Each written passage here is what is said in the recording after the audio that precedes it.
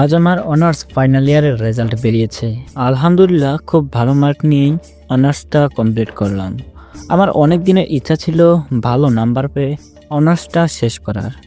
আজ আমার সেই স্বপ্নটা আল্লাহ পূরণ করে দিয়েছেন। ও আগে আমার পরিচয় দিয়ে নেই। আমি মোহাম্মদ সিয়াম আহমেদ। ইন্টারমিডিয়েট কমপ্লিট করে ঢাকার একটি ইউনিভার্সিটিতে অ্যাডমিশন নিয়ে পড়েছিলাম। আমার দেশের বাড়ি জামালপুর। আব্বু আম্মু আর ছোট বোন, এই নিয়ে আমাদের একক পরিবার। বাকিটা গল্পের সাথে থাকুন, জেনে যাবেন। ওই সিয়াম, কি এত ভাবছিস? সেই কখন থেকে দেখছি এক মনে কি যেন ভাবতেছিলি। ভাবছি অনার্স তো শেষ, তাই তোর গ্রাম থেকে ঘুরে আসলে কেমন হয়? দোস্ত, তুই সত্যিই যাবি আমাদের গ্রামে? হ্যাঁ যাব। তুই কতবার বলছিস তোদের বাড়িতে নিয়ে যাবি, কিন্তু আমি যেতে চাইনি। তাই ভাবলাম একবার বগুড়া যেয়ে বগুড়ার দই খেয়ে আসি। ওকে, কালই আমি তোকে আমাদের গ্রামে নিয়ে যাব। দেখবো তুই কতটা দই খাদক। ওকে, দেখা যাবে। এবার চল, মেসে গিয়ে সব কিছু প্যাক করে নিতে হবে। তোদের ওখানে কয়েকটা দিন ঘোরাঘুরি করে বাড়িতে ফিরবো। চল। তারপর আমি আর সিজান মেসে ফিরে যাই। যাওয়ার পর জিনিসপত্র প্যাক করে নিলাম। আপনাদের তো সিজানের সাথে পরিচয় করাতেই ভুলে গেছি। সিজান আমার স্কুল জীবনের শেষ দিকের ফেসবুক ফ্রেন্ড। কিছু বুঝলেন না, তাই তো? আমি যখন এসএসসি পরীক্ষার্থী তখন ফেসবুকে আমার আর সিজানের পরিচয় হয়। তারপর আমরা দুজন বন্ধুত্ব করে নিই, কারণ সিজান আর আমি সেম ক্লাসে পড়তাম। আর তার থেকে বড় কথা, সিজানও আমার মতো ইউটিউবে একজন কন্টেন্ট ক্রিয়েটর, যে কিনা ইউটিউবে গল্প ছাড়ে। তারপর আমি যখন ইন্টারমিডিয়েট পাশ করে ঢাকায় আসব, তখন সিজান বলল সেও নাকি ঢাকায় এসে পড়বে। তারপর আমরা দুই বন্ধু একই ভার্সিটিতে অ্যাডমিশন পেয়ে যাই। সিজন ছিল আর্টসের আর আমি হলাম কমার্স বিভাগের ছাত্র। তারপর থেকে আমাদের বন্ধুত্ব আরও গাঢ় হতে থাকে।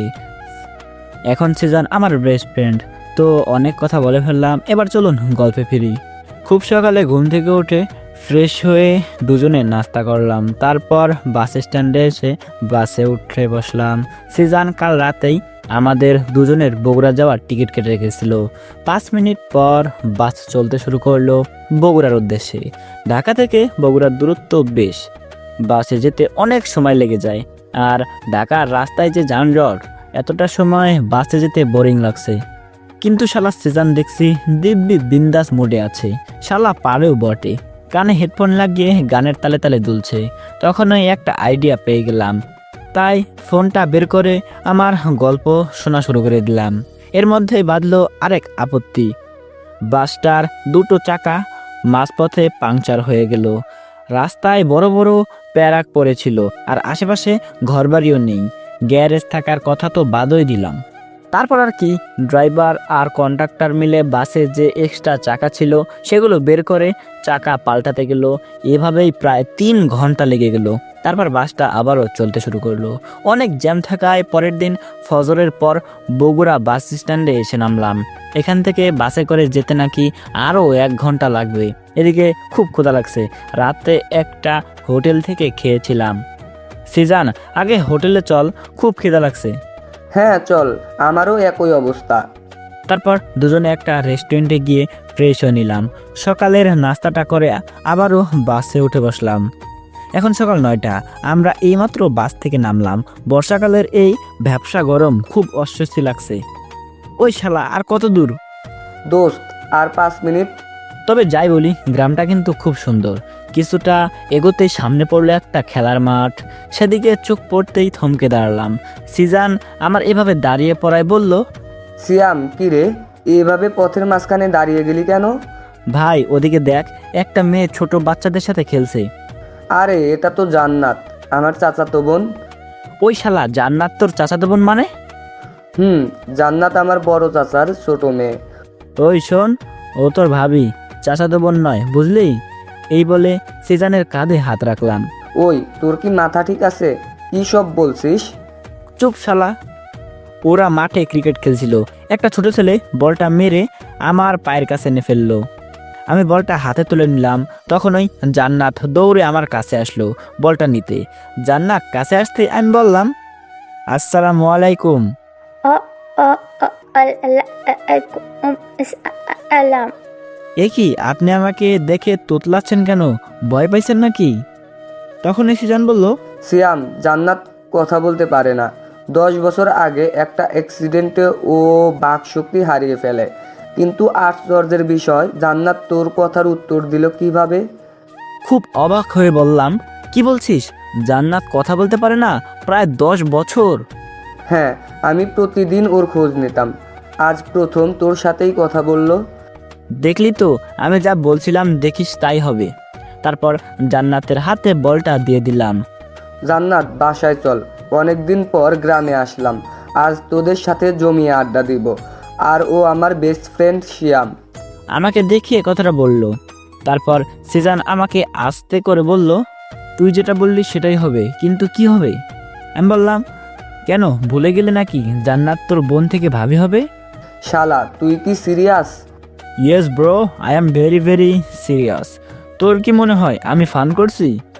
তারপর সিজান কিছু বলতে যেও চুপ হয়ে গেল। হয়তো জান্নাত আছে তাই পরে বলবে। আমরা 2 মিনিট পর একটা সুন্দর দোতলা বাড়ির সামনে এসে দাঁড়ালাম। বাড়িটা দেখতে খুবই সুন্দর। চারিদিকে সবুজ গাছপালা, এক পাশে ফুলের বাগান, সেখানে সূর্যমুখী, গোলাপ, রজনীগন্ধা, গাঁদা সহ নানা রকম ফুলের বাহার। দেখে তো আমি মুগ্ধ। শিয়াম, এটাই আমাদের বাড়ি।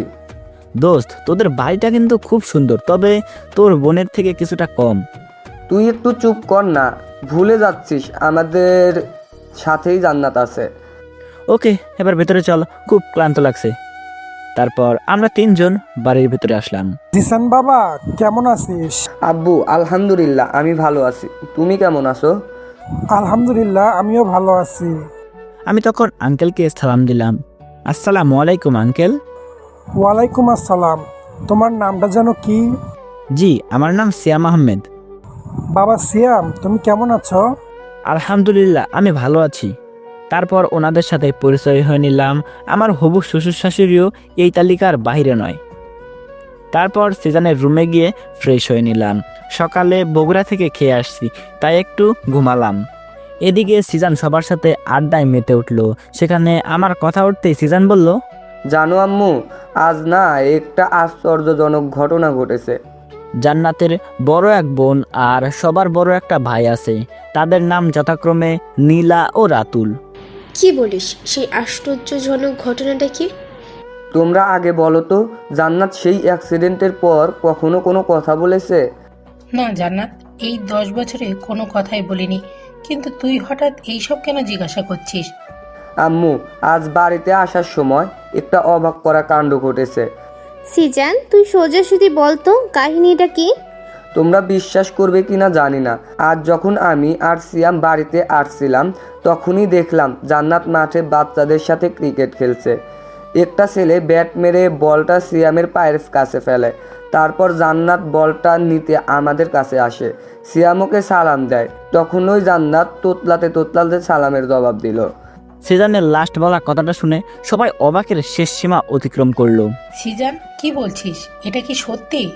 হ্যাঁ আম্মু, 121। এদিকে জান্নাত তার রুমে এসে আজকের ঘটে যাওয়া ঘটনা নিয়ে ভাবছিল। ঠিক তখনই ওর আম্মুর ডাকে বসা থেকে উঠে ড্রয়িং রুমে চলে আসে। জান্নাত, তুই আবার বাচ্চাদের সাথে মাঠে ক্রিকেট খেলতে গেছিস? আমি সরি। এদিকে জান্নাতের কথা বলতে দেখে সবাই আবারও খুব অবাক হয়ে জান্নাতের দিকে তাকিয়ে রইল। জান্নাতের আম্মু দৌড়ে জান্নাতকে জড়িয়ে ধরে চোখের পানি ছেড়ে দেয়। তারপর মেয়ের কপালে একটা চুমো খেয়ে আবারও জড়িয়ে ধরে বলতে থাকে, জান্নাত, তুই কথা বলতে পারছিস? আমার বিশ্বাসই হচ্ছে না তুই যে কোনোদিন কথা বলতে পারিস। সে আশাটা তো সেদিনই ছেড়ে দিয়েছিলাম, যেদিন ডক্টর বলেছিল তুই আর কোনোদিনও কথা বলতে পারবি না। কিন্তু দেখ, আল্লাহর অশেষ রহমতে কথা বলতে পারছিস। আল্লাহ আমার দোয়া কবুল করেছেন। আল্লাহ তোমার লাখ লাখ শুক্রিয়া। কাঁদবেন না ভাবি, আজ তো আমাদের আনন্দের দিন। আমাদের জান্নাত কথা বলতে পারছে। হ্যাঁ, তুমি ঠিক বলছো, এটা আমার সুখের কান্না। এদিকে আমার ঘুম ভাঙতেই ফ্রেশ হয়ে ড্রয়িং রুমে বসে আসছিলাম। তখন ওই দেখি জান্নাতের আম্মু জান্নাতকে জড়িয়ে ধরে কাঁদছে। আমি সিজনের পাশে দাঁড়িয়ে জান্নাতের আম্মুকে বললাম, আন্টি কাঁদছেন কেন? কিছু কি হয়েছে? হ্যাঁ বাবা, আজ প্রায় 10 বছর পর আমাদের জান্নাত কথা বলতে পারছে। ডাক্তার বলেছিল জান্নাত আর কোনোদিনই কথা বলতে পারবে না, তবে মানুষের কাছে অনেক কাজই অসম্ভব। কিন্তু সৃষ্টিকর্তা আল্লাহ সবই পারেন, তাই তো আজ জান্নাত কথা বলতে পারছে। কি বলছেন? এটা তো বড় আনন্দের সংবাদ। ওই সিজান, চল মিষ্টি কিনতে যাব। কেন, মিষ্টি দিয়ে কি হবে? জান্নাত 10 বছর পর কথা বলছে, মিষ্টি মুখ তো করতেই হয়। হ্যাঁ তাই তো, ওকে চল। সিজান দাঁড়া, টাকাটা তো নিয়ে যা। আন্টি, আমার কাছে যা আছে তাতেই হবে। সিয়াম, তুমি আমাদের অতিথি, আমরা কিভাবে তোমার টাকায় খেতে পারি? আন্টি, আপনি এটা বলতে পারলেন? মন খারাপ করে কথাটা বললাম।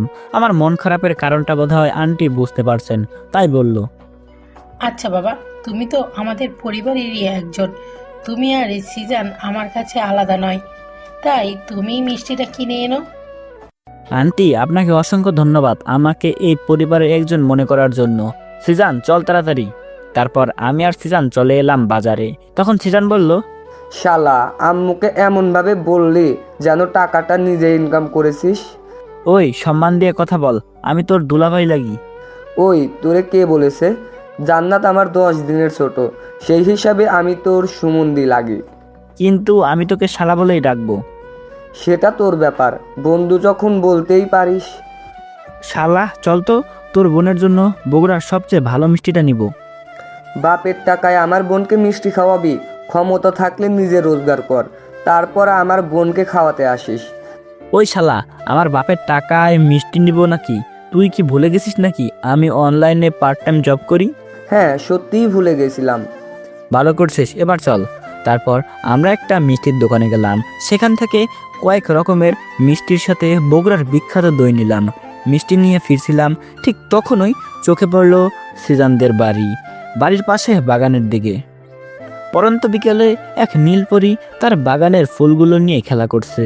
আর সেই পরিটাকে দেখে একজনের মনে 1000 ভোল্টেজের ঝটকা লেগেছে। সে পলকহীন চোখে সেই পরিটার দিকে তাকিয়ে আছে। তার কাছে পুরো ঘটনাটাই একটা স্বপ্ন মনে হচ্ছে। সেই ছেলেটা আর কেউ নয়, আপনাদের সবার প্রিয় সিয়ান, অর্থাৎ আমি। নিজের হাতে থাকা মিষ্টির প্যাকেটগুলো থেকে একটা রেখে বাকিগুলো সিজানকে দিয়ে ধীর পায়ে বাগানের দিকে এগোতে থাকে সিয়াম। আর জান্নাতকে দেখে সিয়াম যেন এক ঘোরের মধ্যে চলে গেছে। আর কি, আমার কথা আমি নিজেই বলছি। যাই হোক, এদিকে জান্নাত বাগানের ফুলগুলো শুয়ে শুয়ে দেখছিল। কেউ যে তার পেছনে দাঁড়িয়ে দাঁড়িয়ে তাকে মন ভরে দেখছে তা সে এখনো টের পায়নি। জান্নাত কিছুক্ষণ পর বুঝতে পারলো কেউ ওর পিছনে আছে। তারপর পিছন ফিরে তাকাতেই জান্নাত লক্ষ্য করলো সিয়াম তার দিকে একভাবে তাকিয়ে আছে। আপনি এখানে কি করছেন? জান্নাতের কথায় আমার হুঁশ ফিরল। কিছু না, আপনাকে মিষ্টি খাওয়াতে আসলাম। জান্নাত কিছু না বলে সিয়ামের দিকে মায়ার দৃষ্টিতে তাকিয়ে রইল। হয়তো শুধু সিয়াম জান্নাতের প্রেমে পড়েনি, জান্নাত তো আচ্ছা, আপনি যদি কিছু মনে না করেন, আমি কি আপনাকে একটি মিষ্টি খাইয়ে দিতে পারি?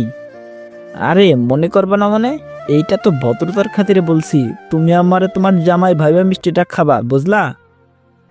কি কি কি বলছেন? আমি বলতে চাচ্ছি, আমি কি আপনাকে একটি মিষ্টি খাওয়িয়ে দিব?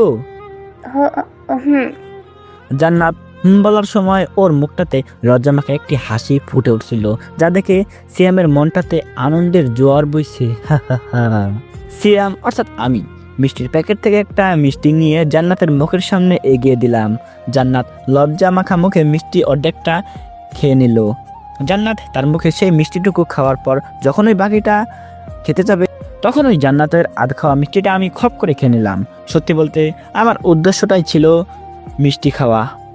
আমি অনেক গল্পে পড়েছিলাম মেয়েদের ঠোঁটে কিস করলে নাকি খুব মিষ্টি লাগে, তাই ভাবলাম জান্নাত তো আর আমার বিয়ে করা বউ না যে ওর ঠোঁটে কিস করব। তাই ওর ঠোঁট ছোঁয়ানো মিষ্টি খেয়েই এখনকার মতো কাজ চালিয়ে নেই। অবশ্য এটা করাও জায়েজ নাই, আল্লাহ আমাকে মাফ করে দিয়েন। এদিকে জান্নাত সিয়ামের কাণ্ড দেখে লজ্জায় একাকার হয়ে গেছে। প্রায় 5 মিনিট কেটে গেল, এখনও তার লজ্জার পরিমাণ বিন্দু মাত্র কমেনি। তাই ভাবলাম ওর সাথে একটু মজা করে নেই। ওহ সরি, আমি তো আপনার ভাগের মিষ্টিটা খেয়ে ফেলছি, তবে সমস্যা নেই। তারপর একটা মিষ্টি জান্নাতের দিকে বাড়িয়ে বললাম, এই নিন। জান্নাত সিয়ামের এমন কথা শুনে এক দৌড়ে বাড়ির ভিতরে চলে গেল। আর আমি জান্নাতের এমন কাণ্ডে হাতে থাকা মিষ্টিটা মুখে নিয়ে হাসছি। ঠিক সেই সময় আমার পিঠে কারো স্পর্শ অনুভব করলাম। পেছনে তাকাতে দেখি সিজান হাসছে। কিরে শালাবাবু, এভাবে হাসছিস কেন? তুই আমার বোনটাকে যেভাবে লজ্জায় ফেললি তাই দেখে খুব হাসি পাচ্ছে রে। ওই শোন, জান্নাত তোর ভাবি, তাই এইসব দেখে হাসছিস? যদিও তোর বোন হতো তাহলে এভাবে হাসতে পারতি না। বন্ধু, তোকে একটা প্রশ্ন করি ভাই, প্লিজ সত্যি করে বলবি? হ্যাঁ বল, কি এমন প্রশ্ন? তুই কি সত্যিই জান্নাতকে ভালোবাসিস? ও বুঝেছি, তুই বলতে চাচ্ছিস আমি জান্নাতের সাথে ভালোবাসার নামে ইয়ার্কি করছি। তুই না আমার বেস্ট ফ্রেন্ড, এই 5 বছর একসাথে থেকে তুই এই কথাটা কিভাবে বলছিস? দোস্ত, রাগ করিস না। তুই তো শুনছিস জান্নাত সেই অ্যাক্সিডেন্টের পর থেকে আর কথা বলতে পারে না। ডাক্তার বলেছে জান্নাত আর কোনোদিনও কথা বলতে পারবে না। হ্যাঁ জানি তো, বাট এখানে প্রবলেমটা কি? সত্যি বলতে আমিও আসার পর থেকেই লক্ষ্য করেছি জান্নাতও তোকে পছন্দ করে। এমনিতেই জান্নাত অসুস্থ। আমি জানি তুই জান্নাতকে কষ্ট পেতে দিবি না, কিন্তু তবু ওর এই সমস্যাটার জন্য তোর পরিবার যদি জান্নাতকে না মেনে নেয় তখন জান্নাতের কি হবে? তাহলে শোন, আমার পরিবার এ নিয়ে কোনো সমস্যা ক্রিয়েট করবে না। আর জান্নাতকে আমি খুব ভালোবেসে ফেলেছি। ওকে আমার জীবনে আপন করে পেতে চাই, ওকে খুব ভালোবাসতে চাই। ওকে ভাই, আমি বুঝে গেছি। এবার ভেতরে চল, সবাই তোকে ডাকছে। ওকে শালাবাবু, চলো। তারপর আমি আর সিজান চলে আসলাম সবার কাছে। সিয়াম, জান্নাত তোমার সাথে প্রথম কথা বলেছে। আজ আমাদের বড় আনন্দের দিন।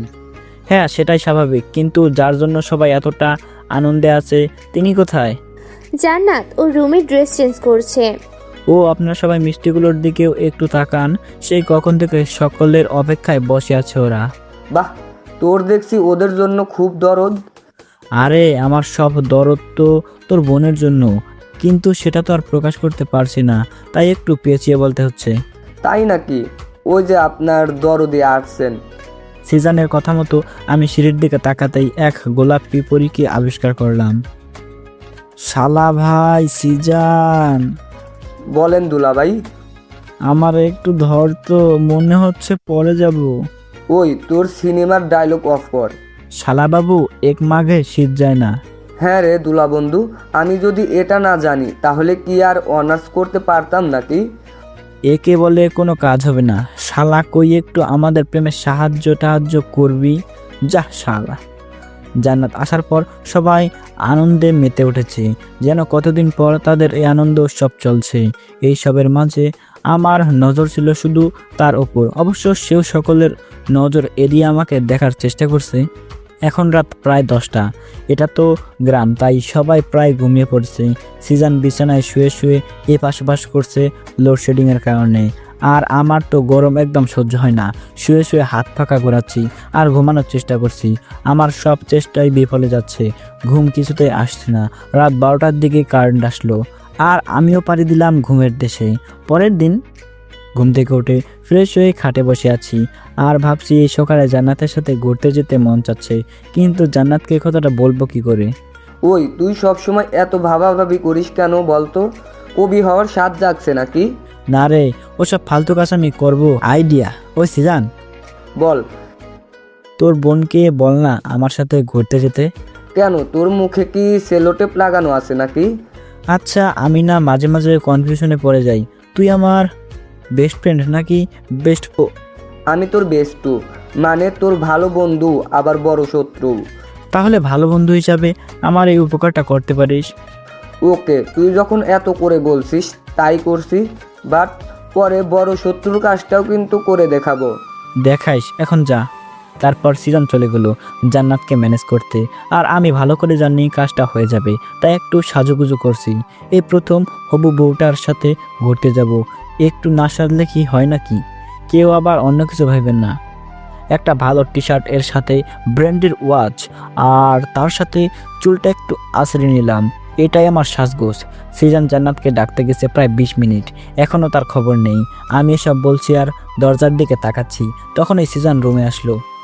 আমি তো জানতাম জান্নাত আর তোরা এই বাড়িতে একসাথেই থাকিস। হ্যাঁ, কিন্তু তুই এসব কেন বলছিস? শালা, জান্নাতকে ডাকতে যেতে 20 মিনিট লাগে, তুই কি আমার আবুল পাইছস? আপনার জান্নাত রেডি হয়ে আপনার জন্য নিচে ওয়েট করতেছেন, আর আপনার লেট হওয়ার কারণ হচ্ছে বড় চাচ্চু ডেকেছিলেন তাই। তা আমার শ্বশুর আব্বা তোরে ডেকে কি বললো? বড় চাচ্চু আমাকে বললেন জান্নাতের জন্য পাত্র হিসাবে সিয়াম ছেলেটাকে আমার খুব পছন্দ হয়েছে। কি বলো চাচ্চু? হ্যাঁ, আমি আমার ছোট মেয়েটাকে সিয়ামের মতো একটা ভালো ছেলের হাতে তুলে দিতে চাই। সিয়াম ছেলেটা আসার পর থেকে লক্ষ্য করছি ও খুব ভালো ছেলে, আর এটাও খেয়াল করেছি সিয়ামও জান্নাতকে পছন্দ করে।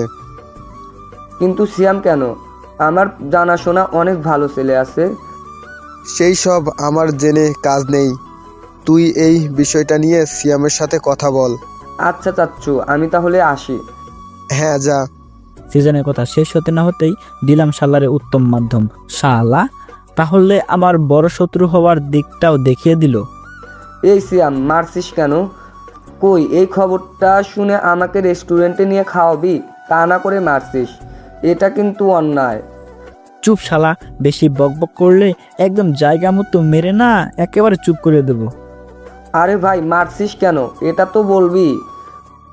আমার শ্বশুরাব্বা যখন বললেন জান্নাতের বর হিসাবে আমাকে ওনার পছন্দ হয়েছে, তুই তখন কেন বলছিস সিয়ামই কেন?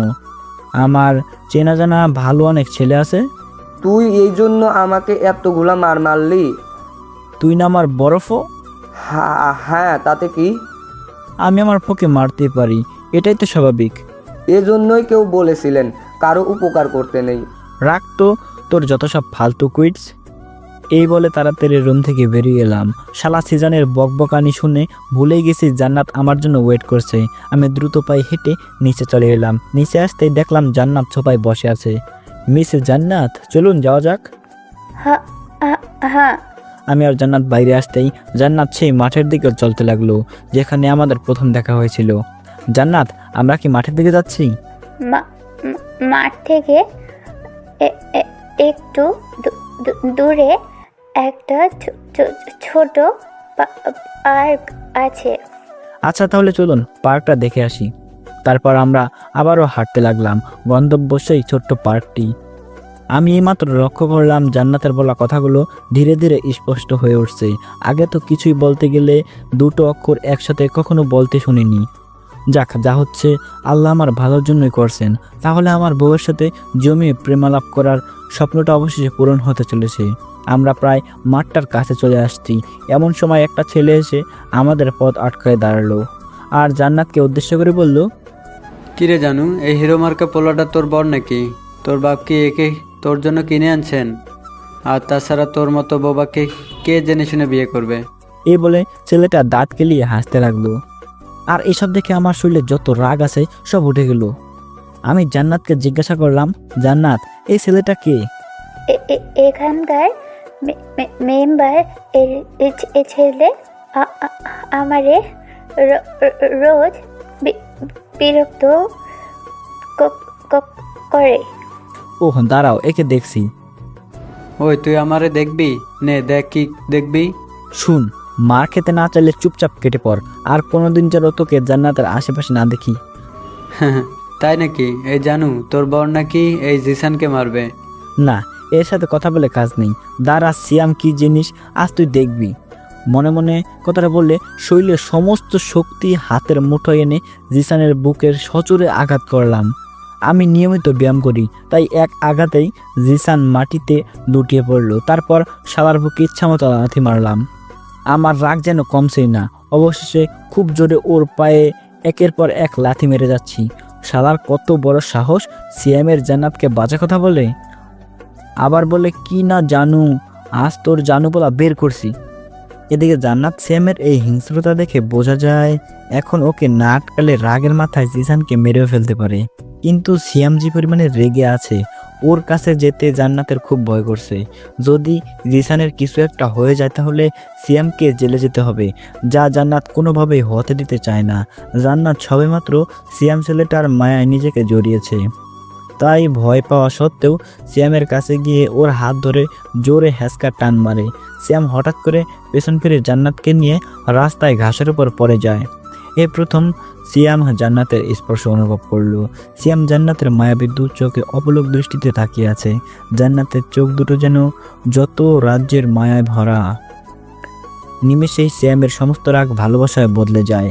আর সেই সমস্ত ভালোবাসায় শুধুমাত্র একজনের হক রয়েছে, সে আর কেউ নয়, আমার প্রথম এবং শেষ ভালোবাসা জান্নাত। এভাবেই কেটে যায় কিছু ভালোবাসায় ভরপুর মুহূর্ত। যদি থমকে যেত এই সময়টা, যদি পারতাম তার মায়াবী দু চোখে হারিয়ে যেতে সারা জীবনের জন্য, কিন্তু আমাদের এই সুন্দর মুহূর্তটা একজনের সহ্য হলো না, আর সে হলো আমার সবচেয়ে বড় ফোড়া। হ্যাঁ, আপনারা ঠিকই ধরেছেন, সে তো একজনই, আমার বেস্ট ফ্রেন্ড অ্যান্ড বেস্ট ফো। আমি তো জানতাম রাস্তায় মানুষের হাঁটা চলার জন্য, কিন্তু এখন দেখছি অনেকে রাস্তায় রোমাঞ্চও করছে। আমাদের পরের প্রজন্মে যে কি হবে মহান আল্লাহই ভালো জানেন। কিন্তু নায়ক নায়িকার মাঝখানে এই ভিলেনটা এভাবে গড়াগড়ি খাচ্ছে কেন? সিজনের কথায় আমাদের দুজনেই ঘোর কাটলো। শালা, তোর লজ্জা করে না বোন আর দুলাভের রোমান্স দেখছিস? ও, আমি তোর শালা হয়ে গেছি বললে সমস্যা? আর রাস্তার মাঝে যে লোকেরা ফ্রিতে সিনেমা দেখছে সেটা কি করে আটকাই? রাস্তাটা তো তোর শ্বশুর বাপ, আমার চাচার না। আমি এতক্ষণ জান্নাতের ওপরে ছিলাম। আমি উঠে জান্নাতকে টেনে তুললাম, তারপর সিজনকে বললাম, কই আশেপাশে তুই আর জিসন ছাড়া আর কাউকেই তো চোখে পড়ছে না। তাই এই জিনিস ভিলেনটাও তো দেখছে, আর ওর এই অবস্থা করলো কে? কেন তুই বল, ভিলেনের এই অবস্থা হিরো ছাড়া আর কে করতে পারে? ওহ, তার মানে কাজটা তোর। ইয়েস মাই ডিয়ার শালা বাবু। যাক, ভালোই করেছিস। এই কুত্তাটা নাকি জান্নাতকে অনেক দিন থেকে বিরক্ত করছিল। তোরা তো ঘুরতে আসছিস, তো তোরা যা, আমি এর দিকটা দেখছি। জান্নাত চলো। তারপর আমরা কিছুটা হেঁটে পার্কে চলে এলাম। পার্কটা ছোট হলেও দেখতে খুবই সুন্দর। এখানে বসার জন্য 4টা বেঞ্চ রাখা, পাশে একটা পুকুরও আছে।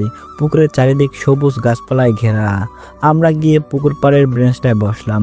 আমি আর সিজান এখন কথা বলছিলাম।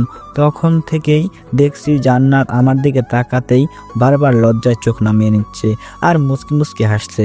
জান্নাতের এমন বিহেভে আমার হৃদয় জুড়ে ভালো লাগা কাজ করছে। এই হৃদয় জুড়ে শুধু তুমি একজনা, তোমারই প্রেমে আমি হয়েছি আনমনা। দিনের সূচনা তুমি, রাতের জোছনা তুমি, তোমায় নিয়ে সাজাই যত কল্পনা। এই হৃদয় জুড়ে শুধু তুমি একজনা, তোমারই প্রেমে আমি হয়েছি আনমনা। দিনের সূচনা তুমি, রাতের জোছনা তুমি, তোমায় নিয়ে সাজাই যত কল্পনা। এই হৃদয় জুড়ে শুধু তুমি একজনা, তোমারই প্রেমে আমি হয়েছি আনমনা। থাক, আপনাদের আর শোনা লাগবে না। আপনারা গানটা ইউটিউব থেকে শুনে নিয়েন। আমরা এবার গল্পে ফিরি। জান্নাত নিচের দিকে তাকিয়ে বলল, হ্যাঁ বলুন। তুমি তো এখন জেনে গেছো আমি তোমাকে ভালোবাসি। জান্নাত লজ্জায় নিচের দিকে তাকিয়ে আছে। কাছে দেখি গোলাপ গাছ আছে, কয়েকটা গোলাপ ফুটে আছে। টুপ করে একটা গোলাপ নিয়ে জান্নাতের সামনে হাঁটু গেড়ে বসে বলতে শুরু করলাম, আমি জানি না ভালোবাসা কি, আমি জানি না প্রপোজ কি করে করতে হয়, কারণ তুমি আমার প্রথম ভালোবাসা। তোমাকে দেখার পর কি হলো জানি না, এই মনের গভীরে তোমার ছবিটা এঁকে ফেললাম মনের অজান্তেই। তোকে দেখে হয়েছে মনে প্রেমের হাতে খড়ি, তুই যে আমার খুব আদরের ডানা কাটা পরি। তোমায় দেখলে মনে হয় 1000 বছর তোমার সাথে ছিল পরিচয়, বুঝি ছিল পরিচয়। এ জীবনে যারে চেয়েছি আজ আমি তারে পেয়েছি। তুমি আমার সেই তুমি আমার, তোমারে খুঁজে পেয়েছি। শোনো, আমি কোনো কবি সাহিত্যিক নয়, তাই গান দিয়েই প্রপোজ করছি। এবার চলো মূল কথায় আসি। I love you Jannat, I really love you, will you marry me? Jannat আমার চোখের দিকে শান্ত চোখে তাকিয়ে আছে। বলো জান্নাত, আমি প্রেম ভালোবাসা লাইক করি না, তাই সোজাসুজি বলছি আমি তোমাকে বিয়ে করতে চাই। তুমি থাকতে চাও আমার সাথে সারাটা জীবন, দিবে সারাটা জীবন তোমার পাশে থাকার অধিকার। এই বলে জান্নাত আমার হাতটা ধরে টেনে তুললো। প্রপোজ করতে করতে হাঁটুতে ব্যথা করছে রে। জান্নাতের ভালোবাসার তুলনায় এটা কিছুই না। এখন ইচ্ছে করছে জান্নাতকে জড়িয়ে ধরে ওর কপালে একটা কিস করি, কিন্তু না, আমি কিছুতেই সব করবো না। যারা প্রেম করে তাদের মধ্যে সব কিস অনেক হয়, শুধু কিস বললে ভুল হবে, এর পিছনে লম্বা ইতিহাস আছে। তাই তো আজকালকার প্রেমকে আমি দু চোখে দেখতে পারি না। আপনি কি কিছু ভাবছেন? আমি ভাবছি তোমার কপালে একটা কিস দিব। জান্নাত করুণ চোখে তাকিয়ে বলল, কে বলছেন এসব? এই তুমি ভয় পাচ্ছ কেন? আমার ইচ্ছে করছে তোমার কপালে একটা ভালোবাসা এঁকে দিই, কিন্তু বিয়ের আগে আমি এসব পছন্দ করি না, তাই বাসরাতের জন্য তুমি তুলে রাখছি। জান্নাত এবার আমার কথা শুনে লজ্জা অন্যের দিকে মুখ ফিরিয়ে নিল। জানো জান্নাত, তুমি যখন লজ্জা পাও তখন তোমায় হেব্বি লাগে। জান্নাত আর চোখে আমার দিকে তাকাচ্ছে, আবার লজ্জায় দৃষ্টি সরিয়ে নিচ্ছে। থাক, এত লজ্জা পেলে বাসরাতে লজ্জা ভাড়া করে আনতে হবে। তুমি গিয়ে বসো, আমি তোমার হবু শ্বশুর মানে আমার আব্বুর সাথে আমাদের বিয়ের বিষয়ে কথা বলে নেই। এই বলে আব্বুকে কল দিলাম। দুবার রিং হওয়ার পরই আব্বু কলটা রিসিভ করলেন। আসসালামু আলাইকুম আব্বু। ওয়ালাইকুম আসসালাম। আব্বু কেমন আছিস? আলহামদুলিল্লাহ ভালো আছি, তোমরা সবাই কেমন আছো? আলহামদুলিল্লাহ সবাই ভালো আছে। তা তুই বাড়ি আসবি কবে? কেন, কোনো জরুরি কাজ আছে নাকি? হ্যাঁ, সামনের সপ্তাহে শ্রীরাম গ্রুপের কাজ আরম্ভ করবে। ও আব্বু, এটা তো খুবই খুশির খবর, আমার নামে কোম্পানি হবে। হ্যাঁ, তুই বাড়ি আয়, তোর সাথে কোম্পানির ব্যবস্থাপনার বিষয়ে কথা আছে। কোম্পানিটার স্থাপনের পর তোকে বিয়ে করিয়ে ঘরের লোককে আনবো। না আব্বু। কেন, তুই কি আমাদের নাতি নাতিনি মুখ দেখাবি না? ওদের সাথে খেলা করার আমার আর তোর আম্মুর হক। তো আমি কি বলছি নাকি আমি বিয়ে করব না? আমি বলতে চাচ্ছি বিয়েটা সিএম কোম্পানির কার্যক্রমের আগে করতে চাই। কি বলিস? এত তাড়াতাড়ি ভালো মেয়ে খুঁজে পাওয়া পসিবল হবে না। তোমাকে কি বলছি আমার জন্য বউ খুঁজতে? তোমার বৌমা তো বগুড়ায়। কি বললি হারামির বাচ্চা, তুই বিয়ে করছিস? ও, তুমি যে হারামি সেটা জানা ছিল না। আর শোনো, আমি কোনো বিয়ে করিনি। ওই তুই কি আমাদের সাথে ঠাট্টা করিস? এইমাত্র বললি আমার বৌমা বগুড়ায়, আবার বলছিস বিয়ে করিসনি। আব্বু, এইসব রাগারাগি ছেড়ে মূল কথাটা শোনো। বল। আব্বু, আমি বগুড়া আসার পর আমার একটা মেয়েকে পছন্দ হয়েছে। কি বলছিস? হ্যাঁ, বিয়ে আমি ওকেই করছি, এটাই ফাইনাল। আমরা মেয়েটাকে একবারও দেখলাম না, আর তুই বিয়ে ফাইনাল করে দিলি? ইয়েস ড্যাড, তোমাকে ওর একটা পিক সেন্ড করছি। নাতি নাতনির সাথে খেলাধুলা করতে চাইলে যত তাড়াতাড়ি সম্ভব বগুড়ায় চলে আসো। ওকে, তুই মেয়েটার একটা ছবি পাঠিয়ে দে। আমি ফোনের ক্যামেরাটা অন করে জান্নাতের একটা পিক নিলাম, তারপর আব্বুকে সেন্ড করলাম। সিএম, তোর পছন্দ আছে, মেয়েটা খুব মিষ্টি, দেখে মনে হচ্ছে আচরণে দিকেও ভালো। ভালো তো হতেই হবে, বউটা কার হচ্ছে দেখতে হবে তো। তুই ঠিকানাটা পাঠিয়ে দে, আমরা তো নানাকে আসতে বলছি, তারপর কাল বগুড়ায় আসবো। ওকে আব্বু, আল্লাহ হাফেজ।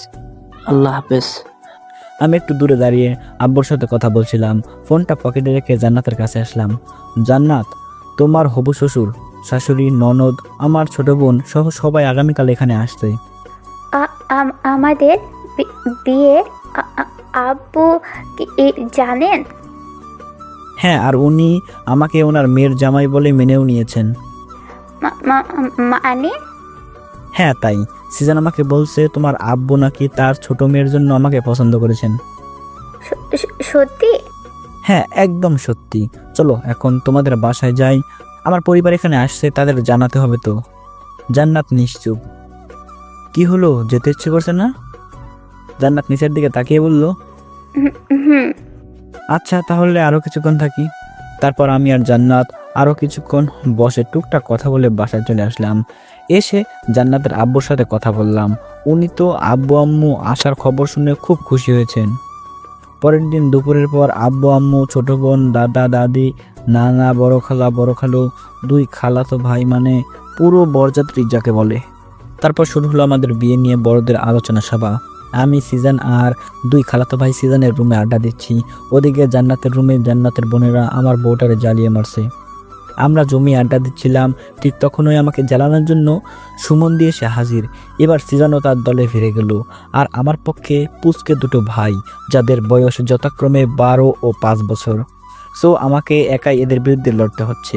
এই বিয়েতে যে সবাই এত পরিমাণে প্যারা দেয় কি বলবো। শালার পো, আমাকে প্যারা দিচ্ছিস তো?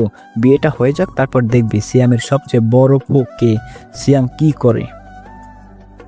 সবাই আলোচনা শেষে সিদ্ধান্ত নিল বিয়ে আগামী শুক্রবার, মানে হাতে আর মাত্র 2 দিন আছে। কি যে ভালো লাগছে। এসবের মাঝেই রাত হয়ে গেল। সবাই ডিনার করার জন্য নিচে এলাম। এসে দেখি জান্নাতের আব্বু আমার আব্বুকে বলছেন, ভাই সাহেব, আপনাদের জান্নাতের বিষয়ে একটা কথা বলতে চাই। বিয়ের পর যেন এই বিষয়টা নিয়ে ঝামেলা না হয়, তাই কথাটা এখনই বলতে চাই। হ্যাঁ, আমি জানি আপনি কি বলবেন। সিয়াম আমাকে জান্নাতের ব্যাপারে সব বলেছে। আপনারা ভাই এসব ছাড়েন তো, আমার ছেলের এতে প্রবলেম নেই।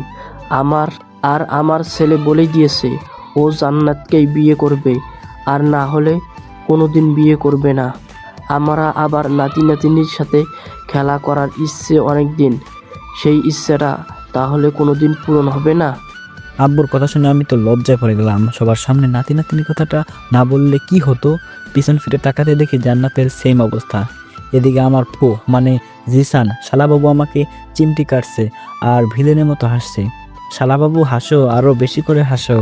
আব্বুর উপর তো আর রাগ দেখানো যাবে না, সব রাগ তোমার উপরেই বৃষ্টি হয়ে ঝাড়বো।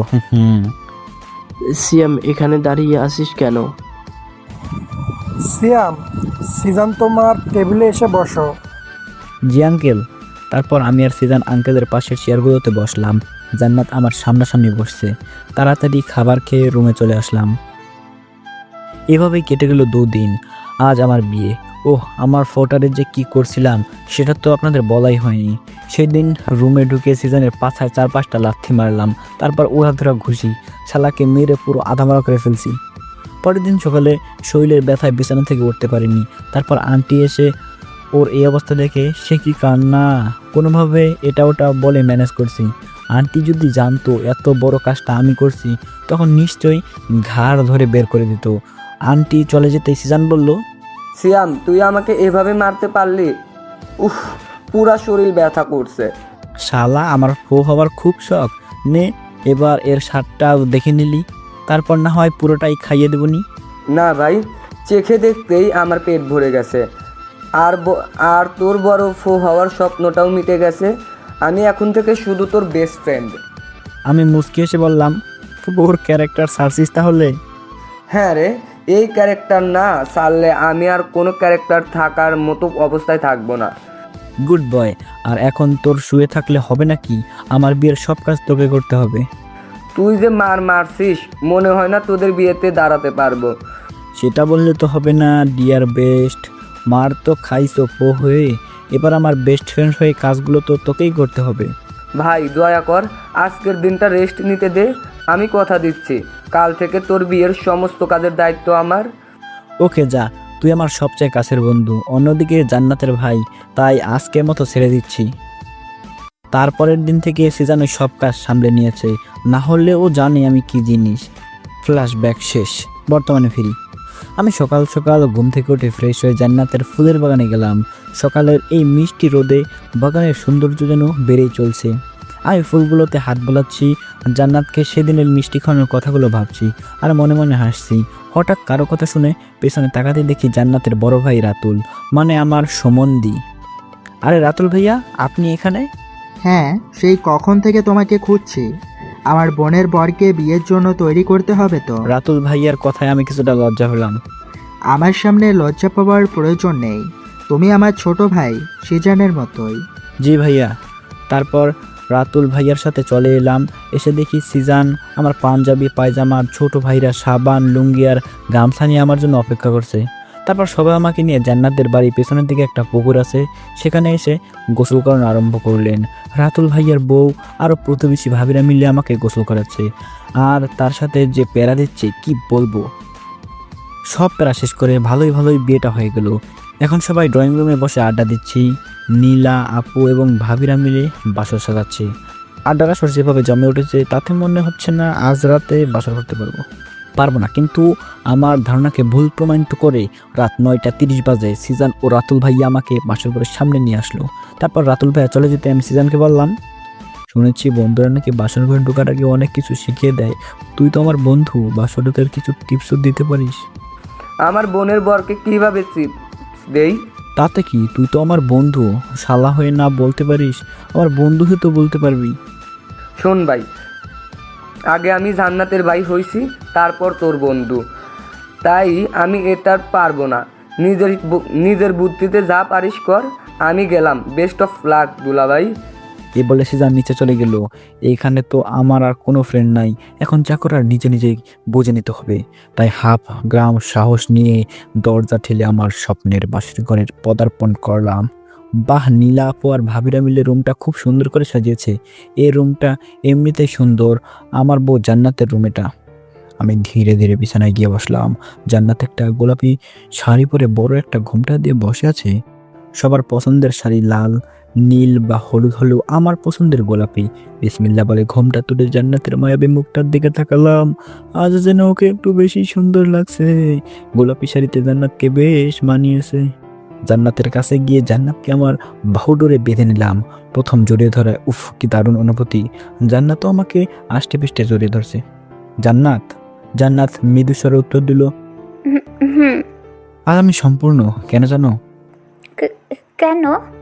কারণ আমার বাম পাঁজরের বাঁকা হাড়ের অংশকে আজ আমি আপন করে পেয়েছি। একজন পুরুষ কোনোদিনই একজন নারী ছাড়া সম্পূর্ণ হতে পারে না, কারণ স্ত্রীরা তার স্বামীর বাম পাঁজরের বাঁকা হাড় থেকে সৃষ্টি হয়েছে। মহান আল্লাহ তাআলা স্বামীর অর্ধাঙ্গিনী হিসাবে তার স্ত্রীকে সৃষ্টি করেছেন, আর আমার সেই অর্ধাঙ্গিনী হচ্ছে তুমি। জান্নাত আমার বুক থেকে মাথা উঠিয়ে আমার মুখের দিকে তাকিয়ে আমার বলা কথাগুলো মনোযোগ সহকারে শুনছে। আজ আমরা বিবাহের মতো পবিত্র বন্ধনে আবদ্ধ হয়েছি। জানো, তোমাকে যে এত সহজে পেয়ে যাব কখনো ভাবতে পারিনি। আমি তো ভেবেছিলাম আপনি এই ভেবেছেন? আমাদের প্রেমের শ্বশুর আব্বু নয়তো সিজনের আব্বু বাধা হয়ে দাঁড়াবে। সিনেমার নায়কের মতো ভিলেনের সাথে লড়াই করে আমার নায়িকাকে জয় করব। কিন্তু যদি হেরে যেতেন ভিলেনের কাছে? শোনো জান্নাত, কোনো গল্পে স্যাড এন্ডিং তোমার জামাই কোনোদিনও লাইক করেনি, আর নিজের ক্ষেত্রে সেটা কি করে হতে দিতে পারি বলো? জান্নাত চুপ করে আছে। এই, তুমি আমাকে আপনি করে বলছো কেন? আমার বউ আমাকে আপনি করে বলবে, সেটা তো আমি মেনে নেব না। তো কি করে বলবো? তুমি করে বলবে। জানো, তুমি করে বললে ভালোবাসা বাড়ে। আমি জান্নাতকে জড়িয়ে ধরে কিস করতে লাগলাম। ফিলিংসটা কি অসাধারণ। পরে আরো অনেক কিছু হলো। আপনারা তো ঘুমিয়ে গেছিলেন, তাই দেখতে পাননি। পরের দিন সকালে সবার থেকে বিদায় নিয়ে জান্নাতকে নিয়ে ঢাকায় চলে এলাম। আমাদের সাথে সিজানও চলে আসছে, আমি নিয়ে আসছি। দুদিন পর আমাদের কোম্পানির কার্যক্রম শুরু হলো। ভাবছি শালাটাকে আমার সেক্রেটারি বানাবো। ওর মতো বিশ্বস্ত লোক পাওয়া অনেক মুশকিল। হাতের কাছে এমন একটা শালা থাকতে অন্য লোক কেন নেব? বগুড়া থেকে আসার পর আমি কোম্পানির কাজে বিজি হয়ে গেলাম। নতুন বিয়ে করলাম শালার বোন রে একটু আদর করবো বলে, কিন্তু তা আর হয়ে উঠছে না। আজ সিয়াম কোম্পানি লিমিটেড এর শুভ উদ্বোধন। আমার প্রিয় দর্শকরা একজনও আসেনি, তাই আমি একটু রাগ করে আব্বুর পাশে দাঁড়িয়ে আছি। তারপর আব্বুর ইচ্ছা অনুযায়ী আমি আর আমার ছোট বোন মারিয়া একসাথে ফিতা কাটলাম। এরপর সেখানে উপস্থিত সবাইকে মিষ্টি মুখ করানো হলো। অতঃপর অফিসের কাজ শুরু করা হলো। আমি ঘন্টাখানেক সেখান থেকে বাসা চলে আসলাম। বউটা নিশ্চয়ই আমার উপরে অভিমান করে আছে। 3 দিন আগে বিয়ে করলাম, আর বিয়ের পর দিন ঢাকায় সেই আব্বুর সাথে অফিসে ব্যবস্থাপনার বিষয় নিয়ে আলোচনায় বসলাম। বর্তমানে আমার কোনো পদ নেই, কিছুদিন পর থেকে কোম্পানির ম্যানেজার পদে কাজ করব। আমাদের এটাই প্রথম ব্যবসায়ী প্রতিষ্ঠান, তাই আমরা বাপ বেটাই কোম্পানির ব্যবস্থাপনার কাজ সহ কিছু কাজ করে নিব। শালা সিজনরে আমার সাথে রাখছি। আমার আরও কিছু বন্ধু আছে, ওদের নিয়ে নিলেই হবে। এসবের মাঝে আমি যে নতুন বিয়ে করেছি সেটা ভুলে গেছিলাম। এখন যাই, বউকে একটু আদর দিয়ে তার অভিমানটা ভাঙাই। বাসায় এসে বেল বাজাতেই মারিয়া সে দরজা খুলে দিল। আমি ভিতরে ঢুকতেই উপরে নিজের রুমে আসলাম। এসে দেখি জান্নাত মনমরা হয়ে কি যেন ভাবছে। আমি গিয়ে তাকে পেছন থেকে জড়িয়ে ধরলাম। বউ, তুমি কি কোনো কারণে আমার উপরে রেগে আছো? এ বলে জান্নাতকে জড়িয়ে ধরা অবস্থায় জান্নাতের গালে আলতো করে ঠোঁটে ছোঁয়ালাম। জান্নাত নিশ্চুপ। এই জান, তুমি এভাবে মনমরা হয়ে কি এত ভাবছো? তোমার মনটা মরে গেলে আমার মনটা যে এতিম হয়ে যাবে। ছাড়ো আমায়, ভালো লাগছে না। সরি সোনা, 2 দিন হলো তোমায় বিয়ে করছি। বিয়ের পর দিন থেকেই তোমাকে সময় দেইনি। কি করব বলো? একটা কোম্পানি স্থাপন করা তো অনেক ঝামেলার। ওইসব ঝামেলা নিতে আমার বউটার কথা কিভাবে যেন ভুলে গেছিলাম। সরি জান্নাত। আপনি যান কোম্পানিতে, অনেক কাজ আছে। আব্বু একা এত সব সামলাতে পারবে না। একদম না, আমি কোম্পানিতে 2-1 মাস পর জয়েন করব। আর এই 2 মাস আমার জেনারেটরকে অনেক অনেক আদর করব। আমি তাকে ভালোবাসার সাগরে চুবাইতে চাই। কি বলবো? তুমি আমাকে সাগরে চুবাবে? হ্যাঁ, অবশ্যই চুবাবো। আমার বউকে আমি চুবাবো, বাসাবো, ইচ্ছা হলে ডুবিয়ে রাখবো, তাতে কার কি? তো তুই আমাকে কি চুবাবি? আমি আজ ওরে মেরে ফেলবো। ওকে জান, আমি মরার জন্য একেবারে রেডি হয়ে আছি। আজ দেখি আমার বউটা কি এমন করতে পারে। এবার জান্নাত খুবই রেগে গেল। এবার আমার বউটার রাগ কন্ট্রোল করতে না পেরে সজোরে আমার শার্টের কলার চেপে ধরলো। রাগে জান্নাতের মুখখানা পাকা টমেটো লাগছে। এই সুযোগটা তো মিস করা যায় না, তাই টুপ করে 4 ঠোঁট এক করে দিলাম। হঠাৎ কিস করে জান্নাত কিছুটা অবাক হয়ে গেছে। চোখ দুটো আবার কি দোষ করেছে, ওরাও একে অপরকে অপরক দৃষ্টিতে তাকিয়ে আছে। বিশেষ করে আমার চোখ দুটো জান্নাতের সেই অপরূপ মায়াবী মুখটা দেখে মুগ্ধ। আমাদের এই সুন্দর মুহূর্তের ঘোরটা যেন কিছুতেই কাটছে না। এদিকে আমাদের দুজনের পরাণ পাখি উড়ে যাওয়ার প্রস্তুতি প্রায় শেষের দিকে। আর উপায় খুঁজে না পেয়ে একে অপরকে ছেড়ে দিয়ে হাঁপাচ্ছি। জান্নাত আমার বুকে মাথা রেখে শক্ত করে জড়িয়ে ধরে হাঁপাতে লাগলো। আমি একটু স্বাভাবিক হয়ে বললাম, জান, চুবানিটা কেমন খেলি?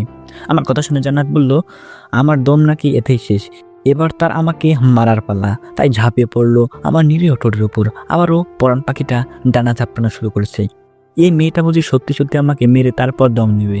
যাক, আমার ভোটার একটু আমার প্রতি দয়া হলো। হয়তো পাখিটা খাঁচা ছেড়ে গেট পার করতে যাবে, তখন ওই গেটে তালা মেরে দিল।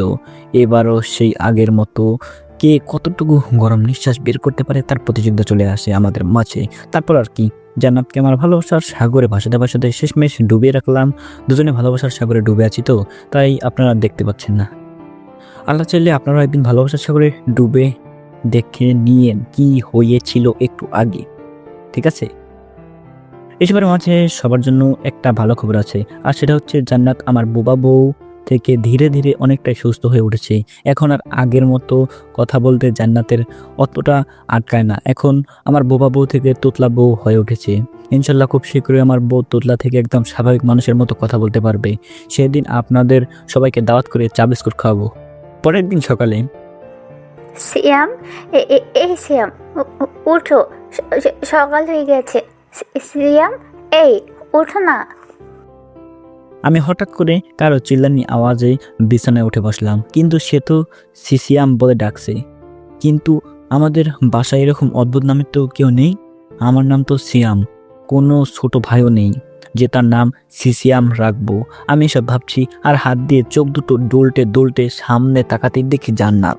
তারপর মনে পড়ে গেল, আরে এই যে আমার তোতলা বউ আমাকে সিয়াম বলে ডাকতে গিয়ে সিয়াম বলে ফেলছে।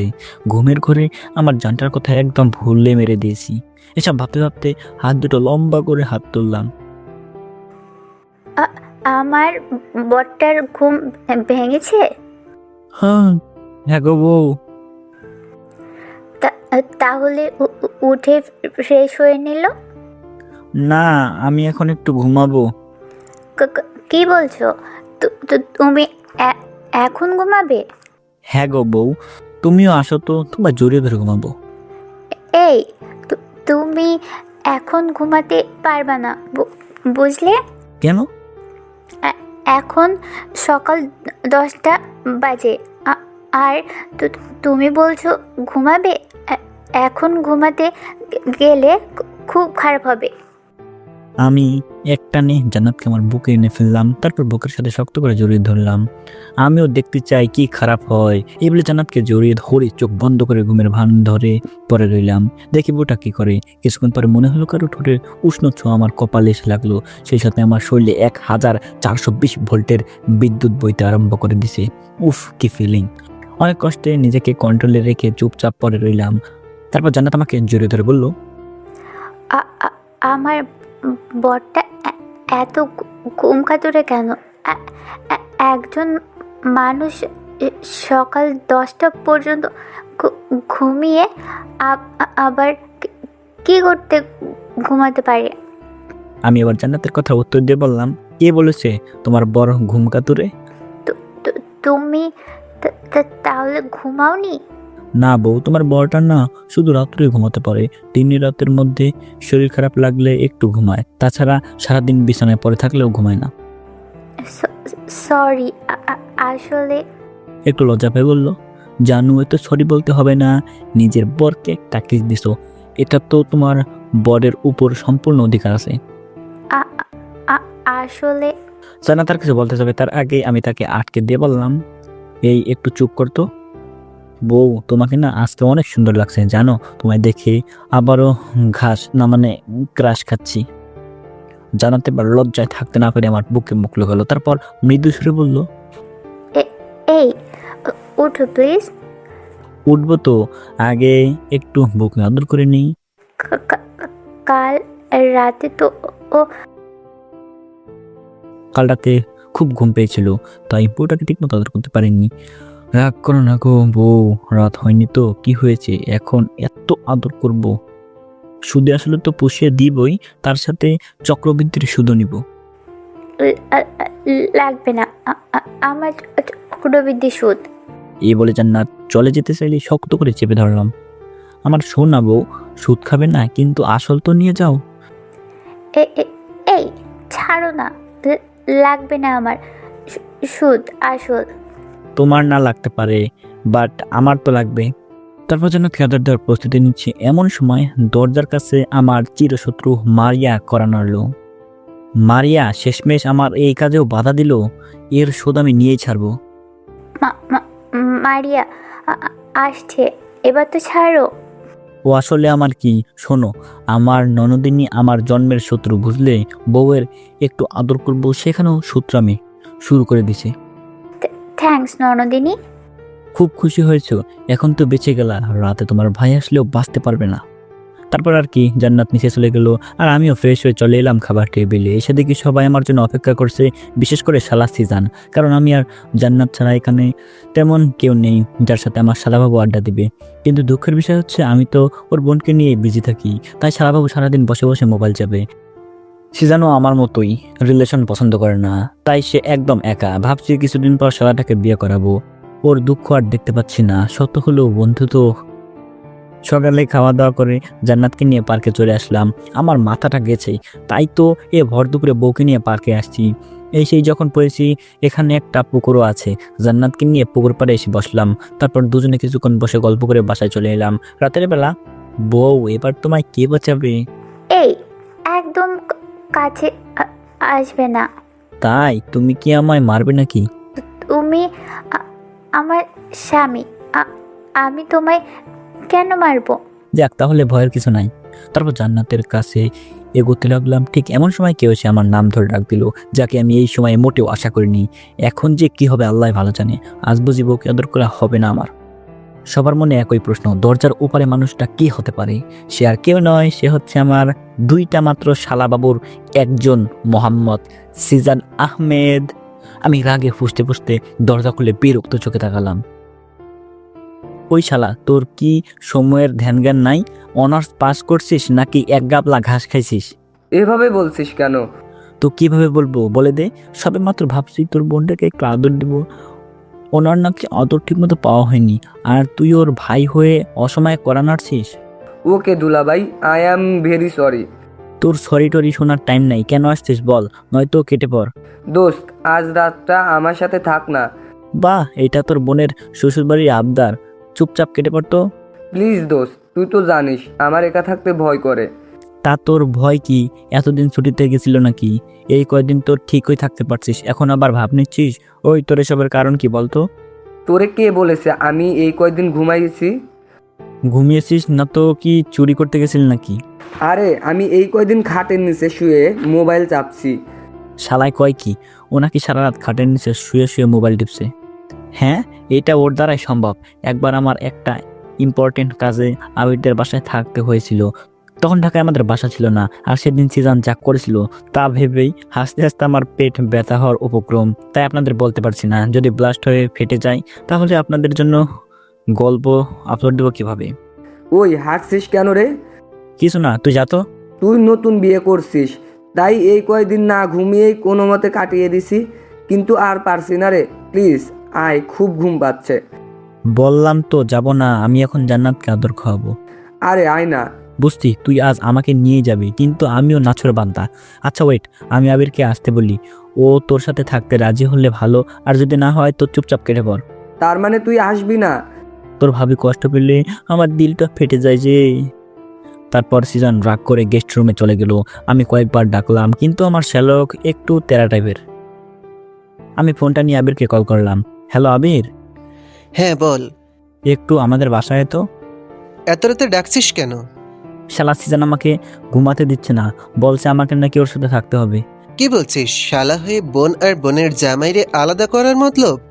হ্যাঁ রে, ওরে বলছি, কিন্তু জানিসই তো আমার শালা একটু তেরা টাইপের, কোনো কথাই শুনছে না।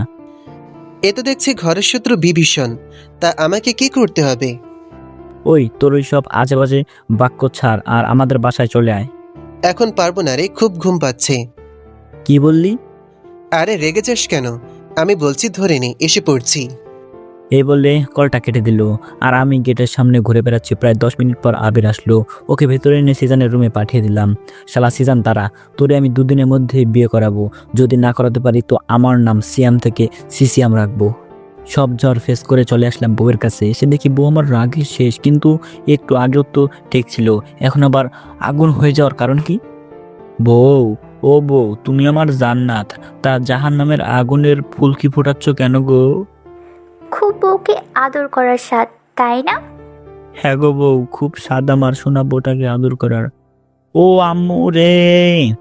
জান্নাত আমার মুখ চেপে ধরলো। বউকে আদর করবি, আবার সেইটা তার ভাইকেও বলবি। আজ তো নিস্তার নাই। বলছি খুব ভুল হয়ে গেছে, আর হবে না, ছাড়ো না না বউ।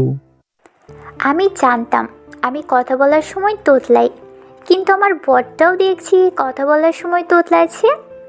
কথা বলার মাঝে হঠাৎ জান্নাত থেমে গেল।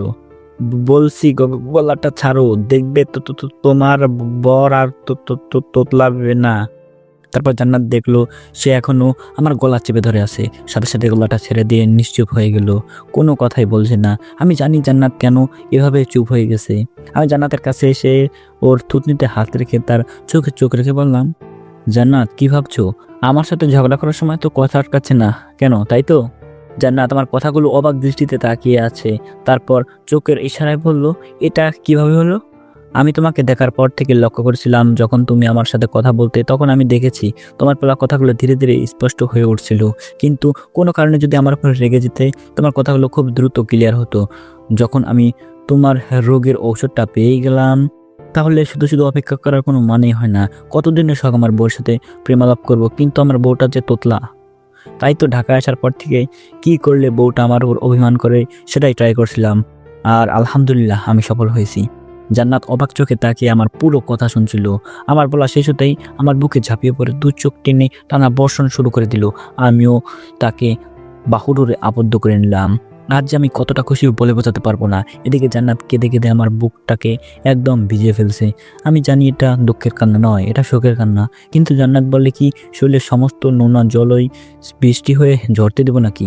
আরে তখন যে আমার জান্নাত আবার অসুস্থ হয়ে পড়বে। জান্নাত অনেক তো কাঁদলে, এবার থামো। সারা রাত যদি কাঁদতেই কাঁদতেই কাটিয়ে দাও, তাহলে আমি আদর করবো কখন? এই, তুমি না খুব খারাপ, সব সময় শুধু আদর আদর করো কেন? ও তার মানে আমার আদর আর ভাল লাগে না? ওকে, করবো না তোমার আদর।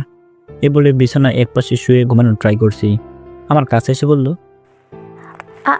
আমার সিয়াম কি রাগ করছে? আমি কারো সিয়াম না, আব্বু আমার একটা সুন্দর আরবি নাম রাখছে, আর সেটা হলো সিয়াম। সরি সিয়াম, আমার শোনো বাবু, রাগ করে না। এই যে শুনুন, আমি শুধু আমার আম্মুর বাবু, আর কারো বাবু টাবু নই। জান্নাত এবার খুব কাছে আসলো, আমার বুকে শুয়ে তার হাত দিয়ে আমার সারা মুখে হাত বোলাতে লাগলো। এই কি করছেন, সরেন তো, আমার খুব ঘুম পাচ্ছে, আপনিও ঘুমিয়ে পড়ুন, সিজনটার জন্য অনেক লেট হয়ে গেছে। এই স্টপ তোমার মুখ, ওকে? এটা কেমন ভাষা? এখন যদি আমায় আদর না করো তাহলে অনেক কিছুই বলবো। ওসব আমার দ্বারা হচ্ছে না। হবে না মানে 100 বার হবে। তখন তো সিজান ভাইয়াকে বললে আমার নাকি আদর খাওয়া ঠিকঠাক হচ্ছে না। সেটা তো আমার তোতলা বউ থেকে ঝগড়ুটে বউ বানানোর জন্য। তার মানে আমি এখন ঝগড়ুটে? কই, আমি তো এসব বলিনি। তুমি আমাকে আদর দেবে কিনা তাই বলো। দিব তো, 1000টা না, 100টা না। আমার একটি মাত্র ওয়াইফ তুমি, তোমাকে তো আদরে আদরে আধখানা করে দেবো। তাহলে তাই করো। সত্যি করব। জান্নাত এইমাত্র বুঝতে পারলো সে এত বড় মুখ করে কি চাইছে। জান্নাত এখন লজ্জার সাগরে হাবুডুবু খাচ্ছে। ওকে জান, চলো আজ দেখবো আমার বউ ঠিক কতটুকু আদর খেতে পারে। জান্নাত লজ্জায় কিছু বলতে পারছে না। চলো আরোহীর আম্মু আরোহীকে আনার ব্যবস্থা করি। এই বলে জান্নাতকে আমার বুকে থেকে নামিয়ে আমি তার ওপরে শুয়ে জান্নাতের মুখে এলোমেলো কিস করতে লাগলাম। তারপর আরো অনেক কিছু করেছি। আমার কি দোষ বলেন? আপনার যদি দেখতে দেখতে ঘুমিয়ে যান তো আমি কি করতে পারি? পরের দিন সকালে ঘুম থেকে উঠে ফ্রেশ হয়ে নিলাম। কিছুদিন হলো ব্যায়াম করা হচ্ছে না, তাই আজ একটু ব্যায়াম করতে যাব, নয়তো চর্বি জমে শরীরটা 13টা বাজবে। গেটের কাছে আসতেই আবির এসে পথ আটকে দাঁড়ালো। কিরে, এত সকালে এখানে কি করিস? আর এভাবে আমার পথ আটকাচ্ছিস কেন? চুপ শালা, নিজে তো ভাবির সাথে আরাম করে ঘুমালি, আর এদিকে তোর শালা যে ঘুমানোর স্টাইল, সারা রাত দু চোখের পাতা এক করতে দেয়নি। আমি এটাই ভাবছি, তুই এই পাগলের সাথে কি করে এতগুলো বছর একসাথে থাকতি। তোরে কে বলছে আমি সিজনের সাথে এক বিছানায় থেকেছি? তুই কি বলতে চাচ্ছিস? আমাদের রুমে 2টা বেড ছিল, একটা আমার আর একটা সিজনের। কি বলছিস? তুই যা শুনছিস আমি তাই বলছি। আমি এত কিছু শুনতে চাই না, আমি আর ওর সাথে থাকছি না, ব্যাস। দোস্ত প্লিজ রাগ করিস না, শুধু ওর জন্য একটা ভালো মেয়ে খুঁজে দে, তারপর ওরে মজা বোঝাবো। তোর শালা তুই খোঁজ, আমি এসবের মধ্যে নেই। নেই মানে? 101 বার আছিস। 100 বার শুনেছি, এই 100 বার ডায়লগটা আবার কে বানালো? কেন, তোর ভাবি আছে না, ওই বানাইছে। বুঝেছি, তোর শালাবাবুর গলায় পেতনির মালা না ঝুলি আমাকে তোরা ঘুমাতে দিবি না। বুঝতে যখন পারছিস এখন থেকে কাজে লেগে পড়। দাঁড়া একটু ভাবতে দে। আবির এখন গভীর ধ্যানমগ্ন, জানি না ওর এই ধ্যান আজ আর ভাঙবে কিনা। দোস্ত, পেয়ে গেছি। কি পেয়েছিস? সিজানের বউ। আলহামদুলিল্লাহ। বল কে সে? সাদিয়া। সাদিয়া নামটা কোথায় যেন শুনেছি। হ্যাঁ, মনে পড়েছে। সাদিয়া তো সিজনকে অনেক আগে থেকে লাইক করে, কিন্তু সিজন তো প্রেম ভালোবাসা লাইক করে না, তাই মেয়েটা নিরাশ হয়ে ফিরে গেছে। হ্যাঁ, সাদিয়াই হবে সিজানের বউ। মেয়েটা দেখতে শুনতে ভালো, চেহারাও খুবই সুন্দর। সিজান ছাড়া আর কোনো ছেলের সাথে কথাও বলে না। আর সিজান তো... এসব ছেড়ে সাদিয়াদের বাসা কোথায় সেটা বল। এখান থেকে হেঁটে গেলেও 10-12 মিনিট লাগবে। ওকে চল, সাদিয়ার আব্বুর সাথে দেখা করে আসি। তারপর 2 বন্ধু হেঁটে চলছি আমার শালার বউয়ের বাসায়, মানে ভাবিদের বাসায় আর কি। শালা আমাদের অনেক প্যারা দিছস, এবার তোকে এমন প্যারা দিব না, প্যারায় প্যারায় প্যারাময়ে করে ছাড়বো। শালায় কয় কি, সিয়াম আমার ভয় করছে রে। এই কয়দিন না ঘুমিয়ে খাটের নিচে শুয়ে শুয়ে ফোন চাপছি। আজ আমার সাথে থাক না, মাঝে মাঝে ইচ্ছে করে এক ঘুষিতে ও নাকের 101টা বাজিয়ে দেই। ওগো বউ, এটা তুমি কি শিখাইলা? সব সময় শুধু 101ই আসছে। যাই হোক, আমরা এখন সাদিয়ার বাসার গেটের সামনে অবস্থান করছি। বাড়িটা বেশ বড় ও সুন্দর, দেখে বোঝা যায় না ওদের ভালোই অর্থ সম্পদ আছে। দারোয়ানকে বলে আমরা দুজনে ভিতরে ঢুকলাম। তখন ওই সাদিয়ার আব্বু মুখোমুখি হলাম। হ্যাঁ, আমি সাদিয়ার আব্বুকে আগে থেকে চিনি। আসসালামু আলাইকুম আঙ্কেল। ওয়ালাইকুম সালাম। আরে তুমি সিয়াম না? জি আঙ্কেল। কোনোদিন তো এদিকে আসো না, আজ হঠাৎ? একটা কাজ ছিল তাই আসলাম। তারপর আঙ্কেলকে সিজান আর সাদিয়ার ব্যাপারটা বললাম। সব শুনে আঙ্কেল যা বলল সেটা শুনে আমি আর আবির খুব অবাক হলাম। হ্যাঁ, আমাকে এই বিষয়ে সাদিয়া অনেক আগেই বলেছে। কি বলছেন আঙ্কেল? হ্যাঁ, আমি ঠিকই বলছি। আমি প্রায় 6 মাস আগে সাদিয়ার জন্য ছেলে খুঁজছিলাম। তখন সাদিয়া আমাকে সবটা বলেছে। জিসানও নাকি আমার মেয়েকে পছন্দ করে, কিন্তু কোনো কারণে হয়তো বলতে পারেনি, তাই আমি ছেলে দেখা স্টপ করে দেই। আমার একমাত্র মেয়ে, সে যাকে ভালোবাসে তার সাথেই ওর বিয়ে দেব। আসলে আঙ্কেল, আমিও সিজন দুজনেই আজকালকার প্রেম ভালোবাসার নামে বেহাপনা লাইক করি না, কিন্তু আমি এটা জানতাম না সিজান সাদিয়াকে পছন্দ করে। তাহলে অনেক আগেই ওদের বিয়ে দিয়ে দিতাম। পছন্দ করে বিয়ে করবে এটা তো ভালো কথা, কিন্তু বিয়ের আগে প্রেম না, এটা আমি অন্তত লাইক করি না। হ্যাঁ বাবা, একদম ঠিক কথা বলেছ। প্রেম করার যদি এত ইচ্ছে থাকে তাহলে আগে বিয়ে করে তারপর দুজনে প্রেম করবে, এটাই আমাদের ইসলাম ধর্মে একমাত্র গ্রহণযোগ্য। জি আঙ্কেল, তাই তো আমরা 3 বন্ধু এখনো সিঙ্গেল। 3 না 2 বল, আমি তো বিয়ে করছি। সিয়াম, তোমার কাছে সিজনের বাবার নাম্বার আছে? ওনার সাথে বিয়ের বিষয়ে কথা বলতে হবে। জি আঙ্কেল, আপনার ফোনটা দিন, আমি নাম্বার দিয়ে দিচ্ছি। তারপর সাদিয়ার আব্বু তার ফোনটা আমার হাতে দিলেন। ফোনে সিজানের আব্বুর নাম্বারে তুলে কল দিলাম। ও পাশ থেকে, আসসালামু আলাইকুম, কে বলছেন? ওয়ালাইকুম আসসালাম আঙ্কেল। আঙ্কেল আমি সিয়াম বলছি। আরে সিয়াম, কেমন আছো? জান্নাত সহ বাসার সবাই কেমন আছেন? আলহামদুলিল্লাহ, আমরা সবাই অনেক ভালো আছি। আপনারা সবাই কেমন আছেন? আব্বু কেমন আছেন? আলহামদুলিল্লাহ, আমরা সবাই ভালো আছি। আর তোমার শ্বশুর আব্বু ভালো আছেন? আচ্ছা আঙ্কেল, আপনাকে একটা কথা বলার জন্য কল করেছি।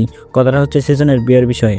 ওর কথা আর বলো না তো, ওকে সেই কবে থেকেই বলছি বিয়ে কর, কিন্তু সিজন একটা মেয়েকে পছন্দ করে, তাই বিয়েতে রাজি হয়নি। কি বলছো? মেয়েটা কে? এটা মেয়ের বাবার নাম্বার, এই নিন, ওনার সাথে কথা বলুন। এই বলে সাদের আব্বুর কাছে ফোনটা দিলাম। সাদের আব্বু আঙ্কেলকে সব খুলে বললেন। তারপর আঙ্কেল বললেন তারা নাকি আজ বিকালে আসছেন। মাই ডিয়ার শালাবাবু, এইবার বুঝবা প্যারার মজা। তলে তলে সাদিয়াকে ভালোবাসো আর ওপরে ওপরে কিছু বলো না, শুধু প্যারা দাও। তোমার নাকি একা থাকতে ভয় করে, আর করবে না। তবে তোমার জীবনটা এবার প্যারায় প্যারায় প্যারাময় হয়ে যাচ্ছে, যা তুমি খোনাক্ষরেও টের পাবে না। সাদিয়া যা মেয়ে, দেখবা তোমার অবস্থা কি হয়। সতে হলেও আমি তোমার দুলাভাই লাগি, তাই শালার কষ্ট আর সহ্য হচ্ছে না রে। এই বলে মনে মনে শয়তানি হাসি হেসে চলেছি। সিয়াম, তোর মুখে শয়তানি হাসি, ব্যাপারটা কি বলতো? ভাবছি আমার শালার প্যারাময় জীবনের কথা। এটা কিন্তু জোস হবে। জুস হোক আর মোলার জুস হোক, যা হবে জমে পুরো প্যারাময় হবেই হবে। এবার দুজনের মুখেই শয়তানের হাসি। রাত প্রায় 1টার সময় বাসার কলিং বেলটা বেজে উঠল। আমি আর জান্নাত ওনাদের আসার অপেক্ষা করে করে সবেমাত্র ঘুমিয়েছিলাম। আমি উঠে দেখি জান্নাত আমার বুকে শুয়ে নিশ্চিন্তে ঘুমাচ্ছে। এইমাত্র ঘুমিয়েছে, তাই ওকে আর জাগালাম না। উঠে নিচে গিয়ে দেখি আম্মু তার রুম থেকে বের হয়ে দরজার দিকে যাচ্ছে। আমি আম্মুকে বললাম আমি দেখছি। তারপর দরজা খুলে বাইরে তাকাতে দেখি সিজনের আব্বু আম্মু সহ জান্নাতের আম্মু আব্বু ভাই বোন সবাই আসছে। আসসালামু আলাইকুম। ওয়ালাইকুম আসসালাম। আব্বু আপনারা আগে ভেতরে আসেন, তারপর খাওয়া দাওয়া করেন, তারপর কথা বলা যাবে। আমার কথা মতো সবাই এসে সোফায় বসলো। আম্মু আর শাশুড়ি আম্মু মিলে ড্রয়িং রুমে খাবার দিচ্ছে। আমরা সবাই আড্ডার আসর জমিয়ে ফেলেছি। এর মধ্যেই রাতুল ভাইয়া বলল, সিয়াম, আমরা যার জন্য আসলাম উনি কই? তিনি কি নাক ডেকে ঘুমাচ্ছেন নাকি? থাক ভাইয়া ঘুমাক, ও কিন্তু জানে না আপনারা আসছেন, এটা ওর জন্য সারপ্রাইজ। হ্যাঁ বুঝলাম, কিন্তু জান্নাত কোথায়? সেও কি সিজনের মতো আমাদের আসার খবর জানে না? না আপু, জান্নাত সবই জানে। ও আপনাদের জন্য একটু আগে জেগেছিল, প্রায় 10 মিনিট হবে ঘুমিয়েছে, তাই ওকে আর ডাক দেনি। থাক, মেয়েটা এত রাত পর্যন্ত জেগেছিল, এখন আর কাঁচা ঘুমটা আর ভাঙাতে হবে না। আপনারা অনেক দূর জার্নি করে আসছেন, সবাই খাবার খেয়ে ঘুমিয়ে নিন। কাল আপনাদের জন্য একটা বড় সারপ্রাইজ আছে। কি সারপ্রাইজ? ভাইয়া, সিয়াম যদি সব বলেই ফেলে তাহলে সারপ্রাইজ আর কি থাকবে? আব্বু একদম ঠিক বলেছেন। তারপর সবাই খাবার শেষে তাদের গেস্ট রুমে রেখে রাত 3টায় রুমে আসলাম। এসে দেখি জান্নাত আমায় না পেয়ে আমার জায়গাটায় ঘুমিয়ে আছে। পাগলিটাকে ঘুমন্ত অবস্থায় যা লাগছে না, ইচ্ছে করছে ওর ওই ঘুমন্ত মুখটা আলতো করে ছুঁয়ে দিই। আরে এত ভাবাভাবির কি আছে? জান্নাত তো এখন আমার বিয়ে করা বউ, তাই আর দাঁড়িয়ে না থাকতে পেরে জান্নাতের পাশে এসে তার মুখটা ছুঁয়ে দিলাম। হায় হায়, আমি কি করছি? শুনেছি কাউকে ঘুমন্ত অবস্থায় আদর করতে নেই, আর আমি কিনা আমার জান্নাতকে আদর করছি। অনেক রাত হলো, এবার ঘুমিয়ে পড়ি। কাল আবার শালার বিয়ের সমস্ত কাজের ভার আমার উপর। জান্নাতকে টেনে আমার বুকে জড়িয়ে ধরে ঘুমিয়ে গেলাম। পরের দিন সকালে সিজান ওর ফুল ফ্যামিলিকে এখানে দেখে বড় সড়ো শক খেলো। অন্যদিকে জান্নাত আমার উপরে ক্ষেপে আছে, কেন তার ফ্যামিলি আসার পর তাকে ডাক দেয়নি সেই জন্য। আমার সোনা বউ রাগ করে না, তুমি তো সবেমাত্র ঘুমালে। আমার সেই ঘুমন্ত পরীর মায়াবী লুকটা দেখে ডাকতে ইচ্ছে করেনি, তাই। চুপ, তুমি আমার সাথে কথা বলবা না একদম। পারবো না আমার বউয়ের সাথে কথা না বলে থাকতে। 101 বার পারবা, ওকে? আমি জান্নাতের ঠোঁটের কাছে মুখ নিয়ে বললাম, একবারও না। আমি কিছু বলতে না দিয়ে জান্নাতের মিষ্টি ঠোঁটের গভীর আমার ঠোঁট লাগিয়ে দিলাম। জান্নাত কিছুটা রাগি লুকে আমার দিকে তাকালো, তারপর সব ভুলে আমার সাথে তাল মিলাচ্ছে। কিছুক্ষণ পর মিষ্টি আহরণ শেষে আমরা দুজন একসাথে নিচে চলে এলাম। সেখানে সবাই আগে থেকে সিজানকে প্যারা দিচ্ছিল। জান্নাত তার আব্বুকে দেখে দৌড়ে গিয়ে জড়িয়ে ধরলো। আব্বু, তুমি কেমন আছো? তুমি আসবে আমাকে বলনি কেন? সিয়াম বলল ছোট আম্মু, ছোট আব্বু, রাতুল ভাইয়া আর নীলাপু আসছে, তুমি আর আম্মু আসবে, এটা তো বলনি।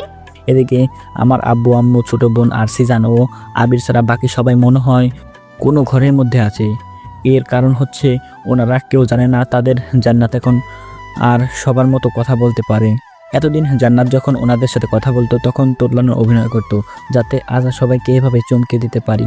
সবার এমন চমকানো দেখে সিজান বলল, কেমন দিলাম তোমাদের সবাইকে সারপ্রাইজ? তার মানে তোরা আগে থেকেই জানতি জান্নাত সুস্থ হয়ে গেছে, কিন্তু জান্নাত তো কালও আমার সাথে তুতলিয়ে কথা বলছিল। এটাতে আমার ওই হাত আছে। আমি চাইছিলাম সবাইকে এনে চমকে দেবো, তারপর সবাইকে টাঙ্গাইলের পোড়াবাড়ির বিখ্যাত চমচম খাওয়াবো। বা পোড়াবাড়ির চমচম আমার ফেভারিট। হ্যাঁ ভাইয়া, আমারও। জান্নাতের আব্বু বলল, আমরা তোমাদের সারপ্রাইজ পেয়ে কতটা যে খুশি হয়েছি বলে বোঝাতে পারবো না। আর সিজান, শুধু আমাদের সারপ্রাইজ দিলে এটা কেমন দেখায়? আমাদের সবার পক্ষ থেকে তোর জন্য একটা বড়সড় সারপ্রাইজ আছে। কি সেই সারপ্রাইজ? সেটা যখন চমকানোর চমকে যাবি। তার মানে তুইও? শুধু আমি না, সবার পক্ষ থেকে আমার শালার জন্য সারপ্রাইজ আছে। আবির, এদিকে আয় তো। আস্তে করে বললাম, শোন, এই সিজনকে কোনোভাবে কাটিয়ে দে, নইলে বাড়ি সাজাবো কিভাবে?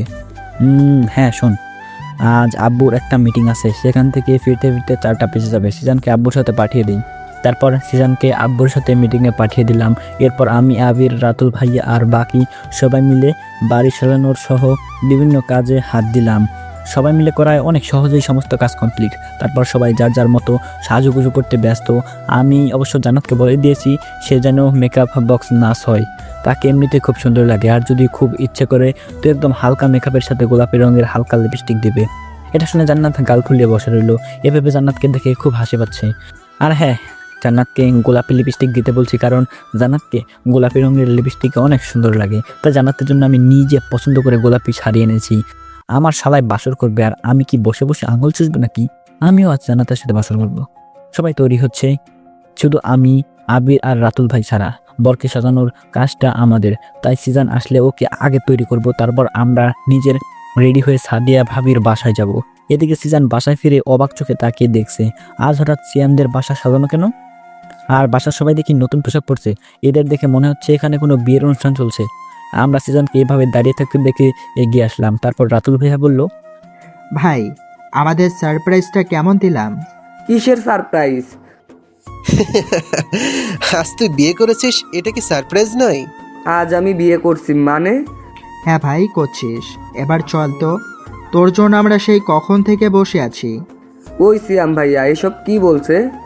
ভাইয়া ঠিকই বলছেন, তোর জন্য আরও বড় সারপ্রাইজ আছে, অপেক্ষা করছে। এবার গোসল করানোর পালা, কিন্তু সিজনের তো কোনো ভাবি নেই। এবার কি হবে? কি আর হবে, আমার বউ জান্নাতকে ডেকে আনো। সিজন আমার বন্ধু হিসাবে জান্নাতর ভাবি হয়। কিন্তু সিজান তো জান্নাতের চাচাতো ভাই। তাতে কি, আমার হিসাবে সিজন জান্নাতের দেবর হয়।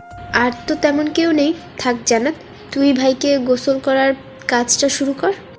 আচ্ছা, যাচ্ছি। হ্যাঁ যাও জান্নাত, আমরা তোমার সাথে আছি। আপু, হলুদের বাটিতে দাও। তারপর জান্নাত নীলাপুর থেকে হলুদের বাটি নিয়ে সিজনকে মাখিয়ে দিল। এরপর আমরা সবাই মিলে সিজনকে গোসল করালাম। এবার বরকে সাজানোর পালা। আমি, আবির আর রাতুল ভাইয়া সিজনকে নিয়ে একটা রুমে গেলাম।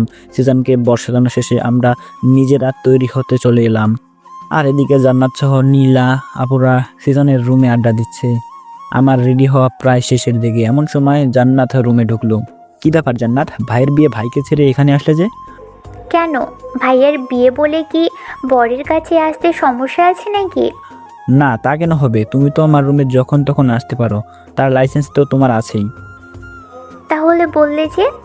আমি তো আমার জানটার সাথে একটু মজা করছিলাম। আর কিছু বললো না, কাছে এসে আমাকে জড়িয়ে ধরে গালে একটা চুমু খেল। আমার শোনাবো, তুমি কি এভাবে ভাবিদের বাসায় যাবা? কেন বলো তো? আমি চাই না তুমি এভাবে সেজে গুজে ওখানে যাও। কিন্তু কেন চাও না? তুমি তো বললে হালকা মেকআপের সাথে হালকা লিপস্টিক পরতে, আর শাড়িটাও তো তুমিই পছন্দ করে এনেছো। হ্যাঁ বলছি তো। তাহলে এখন এসব কেন বলছো? আমি জান্নাতকে শক্ত করে জড়িয়ে ধরে ওর মুখের কাছে মুখ নিয়ে বললাম, কারণ আমি চাই না আমার বউয়ের সৌন্দর্য বাইরের কেউ দেখে। তোমায় সাজতে বলছি আমি দেখবো বলে, আর আমি দেখছিও। আমার বউটাকে না আজ খুব হট লাগছে। ছি, এসব তুমি কি বলো? আমার লজ্জা করছে না বুঝি? তাই? এই বলো না, আমি কিভাবে যাব? এভাবে তো তুমি যেতে দেবে না। বউ, আলমারিতে তোমার যে একটা কালো বোরকা আছে সেইটা পরে যাবা, ওকে? আচ্ছা ঠিক আছে। তারপর জান্নাত তার ভারী ভারী গহনাগুলো খুলতে লাগলো। এই করছো কি? এইসব খুলতে হবে না। ভাবিদের বাসা থেকে এসে আমার বউকে আমি এভাবেই দেখতে চাই। জান্নাত আমার কথা মতো বোরকাটা পরে নিল। তারপর দুজন একসাথে নিচে চলে এলাম। এসে দেখি সবাই রেডি। জান্নাত তুমি নীলা আপুদের সাথে যাও, আমি সিজান, আবির, রাতুল ভাইয়া একসাথে যাচ্ছি। হুম। তারপর আমরা সিজানকে নিয়ে চলে গাড়িতে বসে ওকে সেই লেভেলের প্যারা দিচ্ছি। শালা এখন বুঝো প্যারার স্বাদ, আমাদের বিয়েতে অনেক প্যারা দিছো। আমি সিজানের কানে কানে বললাম, এ তো সে টেইলার হে মেরে শালা, আসলি পিকচার দেখবি বাসর রাতে। সিজান আমার দিকে অগ্নি দৃষ্টিতে তাকালো। আবির, আজ রাতে ফায়ার ব্রিগেড এনে রাখিস। কেন রে, কত আগুন লাগবে নাকি? লাগবে তো, অলরেডি ফুলকি ওরা শুরু করে দিয়েছে। কথাটা সিজানকে লক্ষ্য করে বললাম। আবির সেটা বুঝতে পেরে বলল, ওকে দোস্ত, আমি এক্ষুনি ওনাদের বলে রাখছি, সঠিক সময় ঘটনাস্থলে পৌঁছে যাবে। সিজান শুধু রাগে কটর মটর করছে। শালা না পারছে সইতে, না পারছে কিছু করতে। আসলে বিয়ে করতে যাওয়ার সময় সব ছেলের অবস্থা এমনি হয়। কিছুক্ষণ পর সাদিয়ার বাসায় পৌঁছে গেলাম। গাড়িতে যেতে সময় লাগে মাত্র 1.5 মিনিট। কাছে তো কি হয়েছে, শালা আমার বিয়ে করবে, গাড়ি ছাড়া গেলে হয় নাকি? এত তাড়াতাড়ি গাড়ি থামালো। সিজান বলল, সিয়াম এটা কেমন হলো? গাড়ি না ছাড়তেই থেমে গেল যে? গাড়ি ঠিক জায়গায় এসেই থামছে। ওই আবির, নেমে পড়। ওই আবির নামবে মানে? তো কি, আবিরকে তোর শ্বশুর বাড়ির লোক গাড়িতে বসিয়ে এনে খাওয়াবে? এই বলে আমরা নেমে আসলাম। অতপর সিজানকে নামানো হলো। সিজান আশেপাশে চোখ বুলিয়ে থমকে দাঁড়ালো। সিজান, এভাবে দাঁড়িয়ে গেলি কেন? চল দ্রুত, সাদিয়া ভাবি তোর জন্য অপেক্ষা করছে। সাদিয়া ভাবি মানে? তোর বউ হলে তো আমাদের ভাবি হবে, তাই না? তার মানে আমি এখানে সাদিয়াকে বিয়ে করতে আসছি? ইয়েস শালা বাবু, তুই আমাদের ভাবিকে অনেক কষ্ট দিছিস, আবার আমাদেরকে অনেক প্যারা দিছিস। এবার বুঝবা মিয়া প্যারা কি জিনিস। তোরা বন্ধু হয়ে আমাকে বাঘের খাবার বানাতে পারলি? ওই আমাদের মিষ্টি ভাবিরে বাঘ বলছিল, তোর হাড়গুড় ভেঙে পাউডার বানিয়ে ছাড়বো। স্যার ভাই, এমনিতেই আজ আর রক্ষা নাই, এখন একটু শান্তি দে। সিজান, অনেক হয়েছে, এবার চল। তারপর আমরা ভেতরে গেলাম। খাওয়া শেষে ভালোভাবে বিয়েটাও হয়ে গেল। এই পুরো সময়টাতে সিজানের মুখটা একদম দেখার মতো ছিল। তারপর সবাই বাসায় ফিরতে ফিরতে রাত 12টা বেজে গেল। আমরা বন্ধুরা ছাদে বসে আড্ডা দিচ্ছি। জান্নাত, নীলা আপু আর মারিয়া 3জন একসাথে বাসা সাজাচ্ছে। রাত প্রায় 1টা বাজে। জান্নাত বলল, বাসা সাজানো কমপ্লিট। আচ্ছা বউ, তুমি গিয়ে রেস্টে নাও, আমরা সিজানকে রেখে আসছি। তারপর জান্নাত চলে যেতে আমি বললাম, শালা বাবু আসুন, ভাবি আপনার জন্য অপেক্ষা করছে। ভাবি নয়, বল আজরাইল অপেক্ষা করছে। তাই নাকি? ভাবিকে তো কতটা বলতে হয়। থাক না এসব কথা, এমনিতেই আমার খুব ভয় করছে। তার মাঝে যদি সাদিয়া কথাটা জানতে পারে, আমি গ্যারান্টি আজকেই আমার শেষ রাত হবে। ওকে থাক তাহলে, ঢুকে পড়ে এবার। আর একটা সাউন্ড করবি তো ভাবিকে বলে দিব তুই তাকে আজরাইল বলছিস। সিজন আর কিছু না বলে ভয়ে ভয়ে বাসার ঘরে ঢুকলো। এরপর আমি আবিরকে বললাম গিয়ে ঘুমাতে যেতে, আজ অনেক পরিশ্রম করেছি, তাই আমারও প্রচুর ঘুম পাচ্ছে। আবির চলে যেতেই আমি রুমে এসে জান্নাতের উপরে শুয়ে পড়লাম। আমি জানি জান্নাত এখনো ঘুমায়নি, শরীর ক্লান্ত থাকায় চোখ দুটো বন্ধ করে শুয়ে আছে। আজ আমার জানটা অনেক কাজ করেছে যে। এটা কি হচ্ছে? অনেক ক্লান্ত লাগছে, তাই একটু রেস্ট নিচ্ছি। কিন্তু আমার উপরে শুয়ে কেন? বলছি তুমি কি খুবই ক্লান্ত? কেন? ইচ্ছে ছিল সিজন ওদিকে বউয়ের কাছে মার খাবে, আমি এদিকে ওর বোনের থেকে আদর খাবো, কিন্তু তোমার শরীর খারাপ। সিয়াম, সত্যি আমার খুব খারাপ লাগছে। তুমি মন খারাপ করো না প্লিজ, কাল যত ইচ্ছে আদর করো প্লিজ। এই বউ শোনো, আমি মন খারাপ করবো কেন? আমার বউটা আজ অনেক কাজ করছে, তাই শরীর খারাপ হতেই পারে। এখন আর কথা নয়, ঘুমাও, কাল আবার সিজনের ফিরনি। তাহলে তুমি আমার উপর থেকে উঠে বিছানায় শোও, আমি তোমার বুকে মাথা রেখে ঘুমোই। এরপর আমরা একে অপরকে জড়িয়ে ধরে ঘুমের রাজ্যে হানিমুনে করতে চলে গেলাম। সকাল 8টায় হানিমুন থেকে ফিরলাম। তারপর ফ্রেশ হয়ে নিচে চলে এলাম। এসে দেখি সবাই সিজনের পেছনে লাগছে। ভাবিকে দেখছি না, হয়তো রান্নাঘরে আছে। আমি গিয়ে সিজনকে টেনে একটা রুমে এনে দরজাটা ভেতর থেকে লক করে দিলাম। আমার সাথে আবিরও আছে। সিয়াম, আমাকে এখানে আনলি কেন? জানিস এই সময়টার জন্য কবে থেকে ওয়েট করছি। এবার বল, প্যারাটার স্বাদটা কেমন লাগলো? টক, মিষ্টি, ঝাল কোনটা? ভাই আর বলিস না, প্যারার স্বাদ প্রেমে টক, তারপর জাল, সব শেষে পরে মিষ্টি। বলিস কি? ওই একটু খুলে বলতো কি করছে ভাবি তোরে?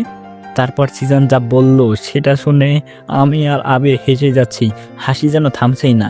সিজন বলল, আমি যখন বাসর ঘরে ঢুকলাম তখন স্বাভাবিকভাবেই সাদিয়া এসে সালাম করলো। তারপর সে খাটে গিয়ে বসতেই আমিও তার ঘুমটা খোলার জন্য হাতটা বাড়িয়েছি, কিন্তু হঠাৎ করেই সাদিয়া লাফিয়ে আমার উপর চড়ে বসে। আমার গলাটা খুব জোরে চেপে ধরল, এমনভাবে ধরেছে আজরাইল আলাইহিসসালাম প্রায় এসেই গেছিল। একটুর জন্য বেঁচে গেছি। তারপর আমার বুকে মাথা রেখে তার দু চোখ থেকে ঝর্ণা বর্ষণ শুরু করলো, কোনোভাবেই থামানো যাচ্ছিল না। এরপর আবার শুরু হলো কিল ঘুষি। এভাবে প্রায় 1 ঘন্টা মেরে মেরে আমার শরীরে প্রত্যেকটা অঙ্গ ব্যথায় ব্যথায় ব্যথময় করে দিছে। সবশেষে তার ওই মিষ্টি ঠোঁট দিয়ে আমার ঠোঁটে দখল করে নিল। তারপর আর কি, বিয়ে কর, তারপর জেনে নিস। পরিশেষে আমি বললাম, শালা বাবু জীবনটা এখন কি ময়। ওরে দুলাভাই, জীবনটা পুরোই প্যারাময়। সমাপ্ত।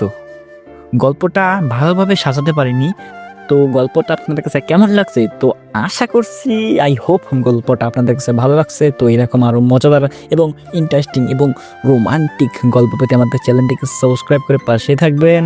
তো আপনার সাথে দেখা হবে পরবর্তী ভিডিওতে। আর আপনারা কী ধরনের গল্প চান, কী ধরনের, সেটা নিচে কমেন্ট করে জানিয়ে দেবেন। আমি অবশ্যই সেই বিষয়ে ভিডিও নিয়ে আসবো আপনাদের জন্য। তো আপনারা সবাই ভালো থাকবেন, সুস্থ থাকবেন। দেখা হচ্ছে পরবর্তী ভিডিওতে। ততক্ষণ সবাই ভালো থাকবেন, সুস্থ থাকবেন। আল্লাহ হাফেজ।